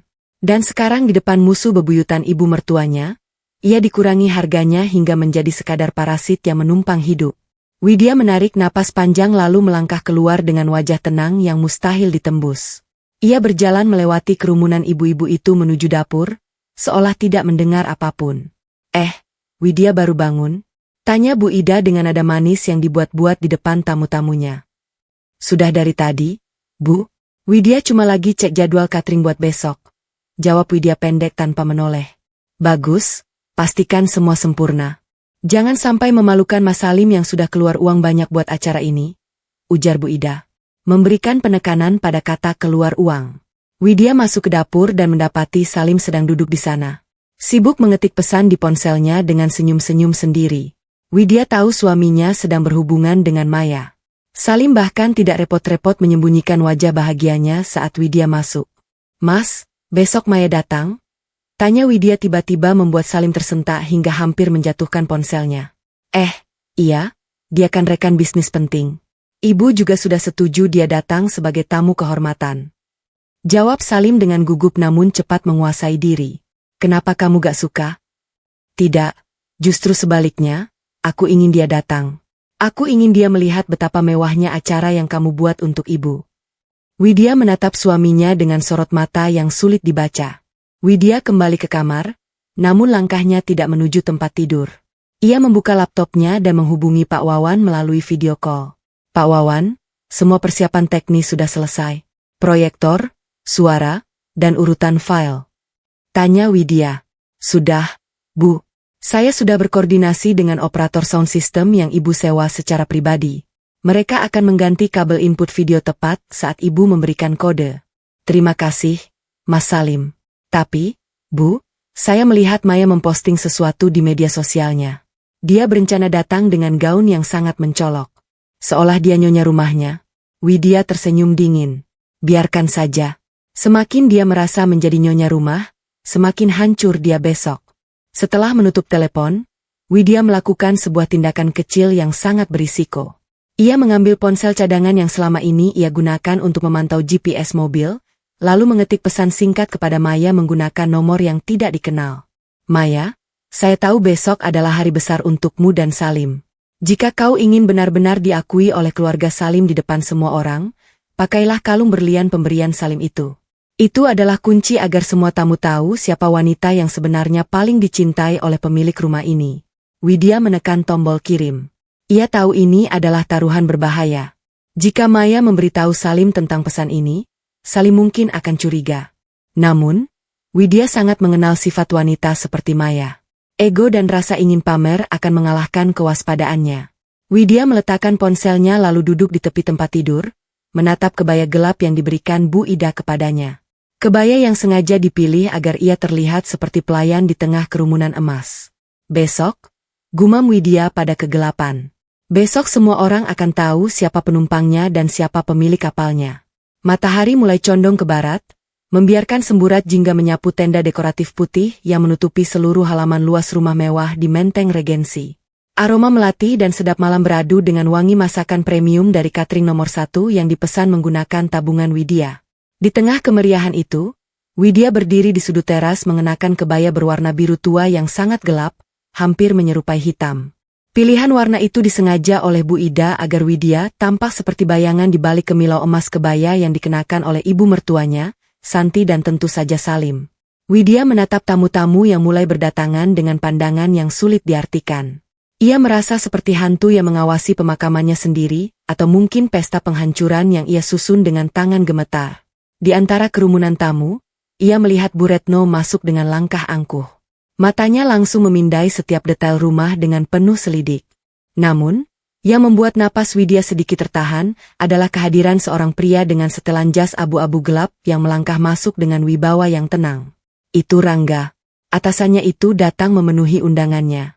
Rangga segera menangkap sosok Widya dan berjalan mendekat, mengabaikan kerumunan orang yang mencoba menyapanya. Rumah yang indah, Widya. Hasil dari semua lembur dan kerja kerasmu selama ini akhirnya terlihat. Bisik Rangga dengan suara rendah yang tulus saat mereka bersalaman. Terima kasih sudah datang, Pak Rangga. Mohon nikmati acaranya. Apapun yang akan terjadi nanti, jawab Widya. Suaranya sedikit bergetar, namun matanya tetap tajam. Rangga mengernyitkan dahi, merasakan ada ketegangan yang tidak biasa di balik senyum profesional Widya. Namun ia hanya mengangguk sopan dan bergerak menuju deretan kursi tamu kehormatan. Tak jauh dari sana, Salim tampak sangat sibuk berakrab pria dengan tamu-tamu pria. Sesekali tertawa keras seolah dialah sang penguasa tunggal tempat ini. Dan di sampingnya mengenakan gaun sutra berwarna krem yang sangat mencolok, berdiri Maya. Seperti yang Widya duga, Maya memakai kalung berlian itu. Kalung yang dibeli dengan uang curian dari lemari Widya. Maya tampak begitu percaya diri, berulang kali menyentuh lehernya, seolah ingin memastikan semua orang melihat kilauan batu berharga itu. Puncak acara dimulai saat pembawa acara memanggil Bu Ida ke atas panggung kecil yang dihias bunga-bunga segar. Bu Ida melangkah dengan dagu terangkat, memegang mikrofon seolah itu adalah tongkat kekuasaan. Selamat malam Bapak dan Ibu sekalian, sahabat-sahabat saya, terutama Bu Retno yang sudah berkenan hadir. Bu Ida memulai pidatonya dengan nada yang sangat emosional. Suaranya terdengar bergetar seperti menahan haru. Melihat rumah megah ini, melihat mobil mewah yang terparkir di depan, saya merasa seperti sedang bermimpi. Tapi ini bukan mimpi. Ini adalah bukti nyata dari tetesan keringat dan kerja keras luar biasa dari anak lelaki saya satu-satunya. Salim. Bu Ida berhenti sejenak, mengusap ujung matanya dengan sapu tangan sutra. Para tamu memberikan tepuk tangan riuh. Salim berdiri di bawah panggung, membusungkan dada dengan wajah bangga yang memuakkan. Salim adalah anak emas saya. Sejak kecil dia tidak pernah mengeluh. Dan sekarang setelah berjuang dengan proyek-proyek besarnya yang melelahkan, dia memberikan segalanya untuk ibunya. Dia membuktikan bahwa seorang pria sejati adalah pria yang bisa mengangkat derajat keluarganya dengan tangannya sendiri. Terima kasih, Salim. Karena sudah menjadi anak yang begitu berbakti dan sukses. Suara tepuk tangan kembali bergema. Widya berdiri di sisi panggung di tempat yang gelap, menatap ibu mertuanya yang tidak menyebutkan satu patah kata pun tentangnya. Tidak ada ucapan terima kasih untuk menantu yang membayar setiap paku di rumah ini. Tidak ada pengakuan untuk istri yang gajinya digunakan untuk membayar catering yang sedang mereka santap saat ini. Dan untuk semua yang hadir, lanjut Bu Ida. Suaranya kini terdengar tajam dan penuh penekanan. Saya ingin kalian tahu bahwa kemewahan ini murni hasil perjuangan Salim. Widya hanyalah penumpang yang beruntung. Sebagai istri, dia hanya bertugas menikmati apa yang sudah disediakan suaminya. Itulah tugas seorang wanita yang baik, bukan mendukung kesuksesan suami tanpa harus merasa lebih hebat. Widya melihat Burno tersenyum sinis ke arahnya. Sementara tamu-tamu lain mulai berbisik-bisik sambil melirik ke arah Widya dengan tatapan kasihan atau mungkin merendahkan. Di sudut lain, Widya melihat Maya tersenyum penuh kemenangan. Seolah dia sudah siap melangkah naik ke panggung untuk menggantikan posisi Widya. Rangga yang duduk di barisan depan tampak mengepalkan tangan. Ia menatap Widya dengan sorot mata penuh ketidaksenangan terhadap apa yang baru saja didengarnya. Ia tahu persis siapa yang membiayai rumah ini. Ia tahu persis siapa yang sering pulang paling akhir di kantor demi bonus yang sekarang digunakan untuk pesta pamer ini. Widya merasakan darahnya mendidih, namun ia memaksa kakinya untuk tetap berdiri tegak. Luka di hatinya sudah tidak lagi terasa perih. Luka itu sudah mati rasa dan berubah menjadi bara yang siap membakar segalanya. Ia melihat Salim naik ke panggung, memeluk ibunya, dan mereka berdua berfoto bersama dengan latar belakang rumah mewah itu benar-benar menghapus keberadaan Widya dari potret keluarga sukses tersebut. Sudah saatnya, gumam Widya pada dirinya sendiri. Ia berjalan pelan menjauh dari kerumunan menuju tenda operator suara dan proyektor yang terletak di bagian belakang. Ia melihat teknisi yang sudah ia bayar secara pribadi sedang menunggu kodenya. Di tangannya, Widya memegang sebuah flash drive kecil berwarna perak, benda yang berisi seluruh kebenaran yang telah ia kumpulkan bersama Pak Wawan. Widya tidak langsung memberikannya. Ia berhenti sejenak, menatap ke arah meja catering utama di mana amplop-amplop kecil di bawah piring sedang menunggu untuk ditemukan. Ia tahu begitu ia memberikan kode ini, tidak akan ada jalan kembali. Hidupnya sebagai istri penurut akan berakhir dan dia akan menjadi musuh nomor satu bagi keluarga yang pernah ia cintai. Dengan gerakan yang sangat tenang, hampir tanpa ragu, Widya mendekati operator teknis tersebut. Ia tidak mengucapkan kata-kata pembatalan atau keraguan. Sebaliknya, ia meletakkan flash drive itu di atas meja operator, lalu mengambil sebuah remote kontrol kecil dari saku kebayanya. Remote yang terhubung langsung dengan sistem pencahayaan panggung utama. Mulai dalam hitungan 10 menit setelah catering utama disajikan, bisik Widya kepada teknisi itu. Widya berbalik kembali ke area tamu.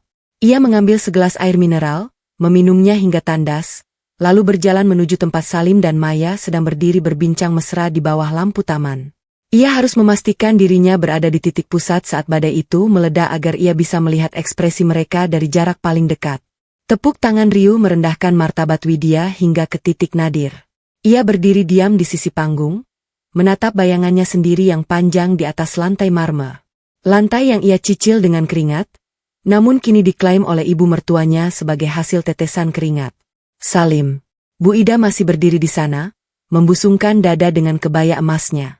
Sementara Salim tersenyum jumawa seolah-olah dia adalah raja di istana ini. Widya menarik napas panjang. Paru-parunya terasa penuh dengan udara dingin yang tajam. Rasa sesak yang selama berhari-hari menghimpitnya kini menguap. Berganti dengan keberanian yang sunyi. Ia melangkah maju bukan menuju tempat persembunyian, melainkan langsung ke atas panggung. Bu Ida terkejut saat melihat menantunya mendekat. Widya, mau apa kamu? Sana turun. Jangan mengganggu momen Salim. Bisik Bu Ida dengan nada mengancam yang hanya bisa didengar mereka berdua. Widya tidak menggubris. Ia meraih mikrofon dari tangan pembawa acara yang kebingungan. Keheningan seketika menyergap seluruh halaman. Ratusan pasang mata termasuk mata Bu Retno yang penuh selidik dan Rangga yang tampak waspada. Kini tertuju pada Widya yang berpakaian biru gelap. Terima kasih atas pidatonya yang sangat imajinatif, Ibu.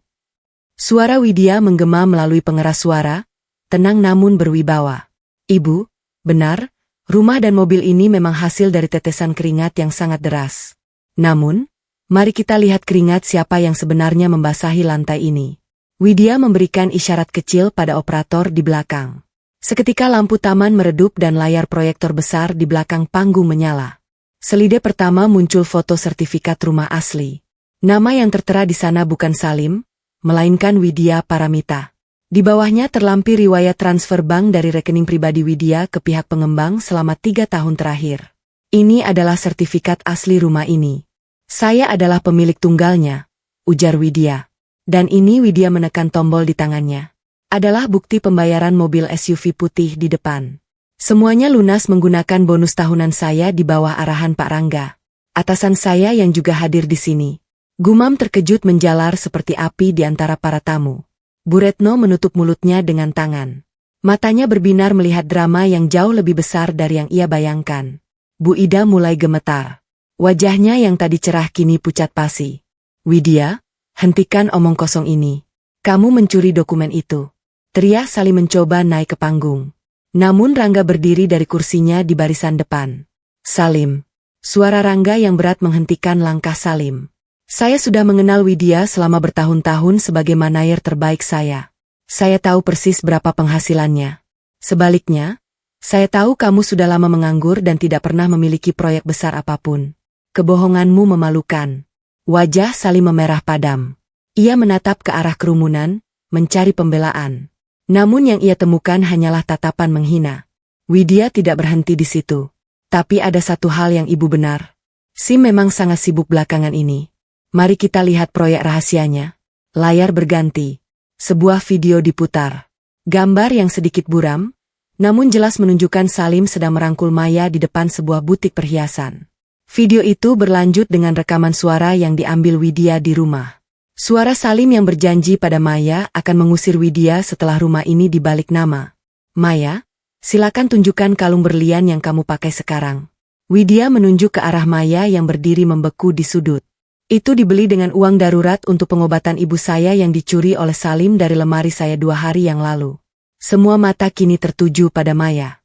Wanita itu mencoba menutupi lehernya. Namun terlambat. Burno tertawa kecil. Tawa yang penuh penghinaan. Jadi ini, rekan bisnis hebat itu, Ida. Ternyata cuma pencuri dan simpanan. Bu Ida menoleh ke arah Bu Retno, lalu kembali ke layar yang kini menampilkan foto-foto kemesraan Salim dan Maya. Rasa malu yang luar biasa menghantamnya tepat di ulu hati. Segala kesombongan yang ia bangun di depan teman-temannya runtuh dalam sekejap. Ia melihat Bu Retno sedang merekam kejadian itu dengan ponselnya. Sebuah rekaman yang pasti akan menjadi bahan gunjingan di seluruh lingkaran sosial mereka besok pagi. Salim kamu, Bu Ida mencoba bicara. Namun napasnya tersengal.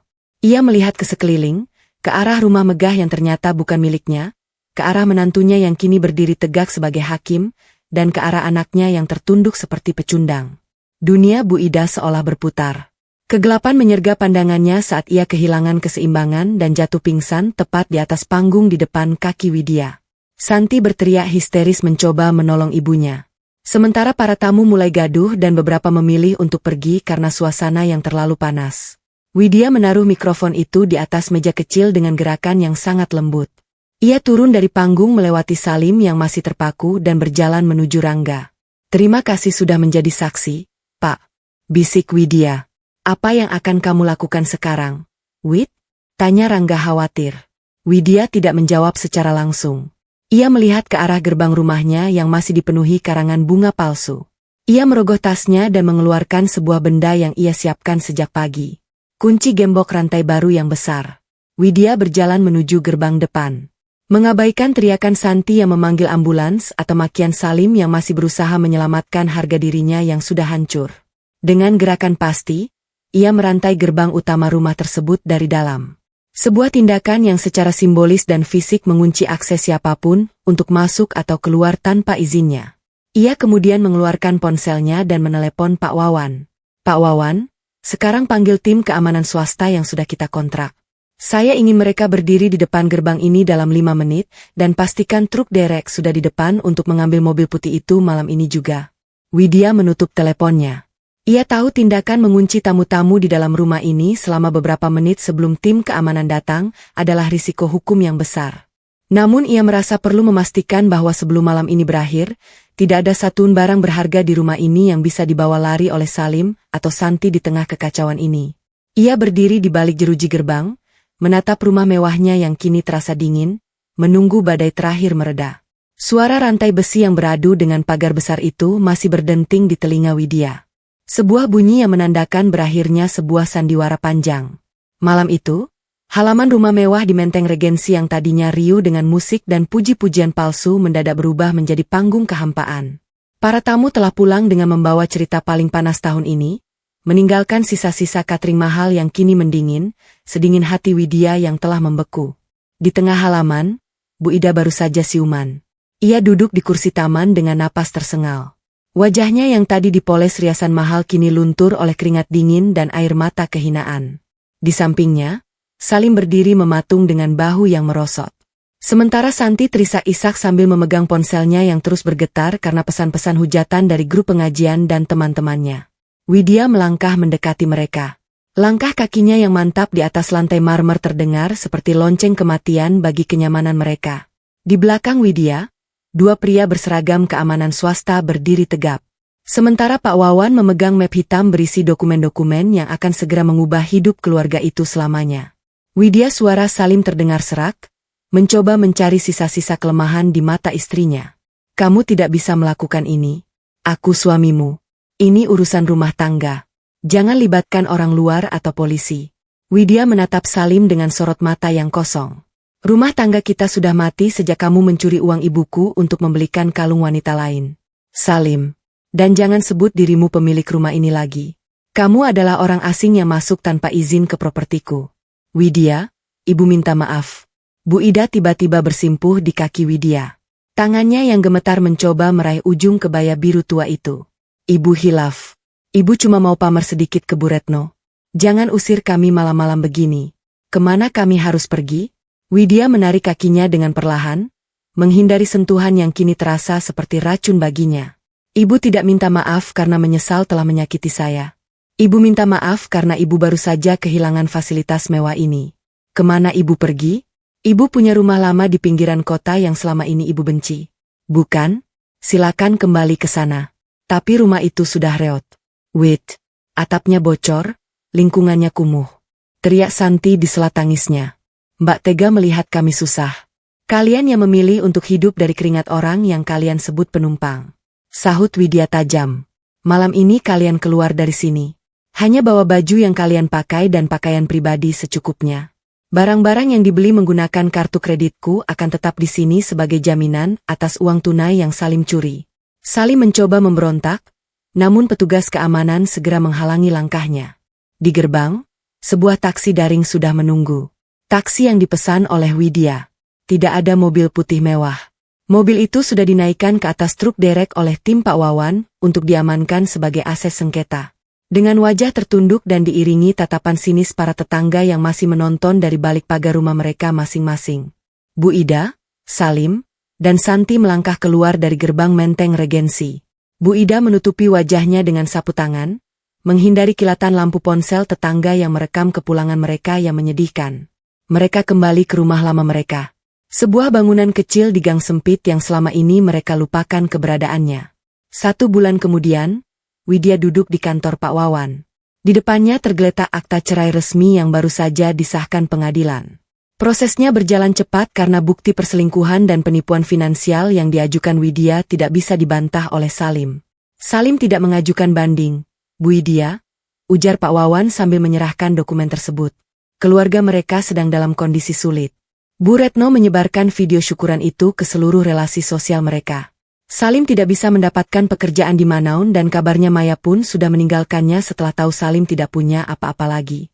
Widya menerima dokumen itu dengan tangan yang tenang. Ada rasa lega yang luar biasa, namun juga ada kehampaan yang aneh. Ia telah memenangkan peperangan, tapi ia menyadari bahwa ia telah kehilangan 5 tahun hidupnya dalam sebuah kebohongan. Terima kasih, Pak Wawan. Saya rasa urusan kita selesai di sini, kata Widya. Widya keluar dari kantor hukum itu dan berjalan menuju parkiran. Ia melihat langit sore yang mulai memerah. Hidupnya kini sepenuhnya miliknya lagi. Tidak ada lagi tuntutan katri mewah, tidak ada lagi cacian tentang masakan yang asin, dan tidak ada lagi beban membiayai parasit yang menginjak-injak harga dirinya. Di kantor, Rangga memberikan promosi lagi padanya. Namun Widya memilih untuk mengambil cuti panjang. Ia butuh menyembuhkan jiwanya sebelum kembali bertarung di dunia korporasi.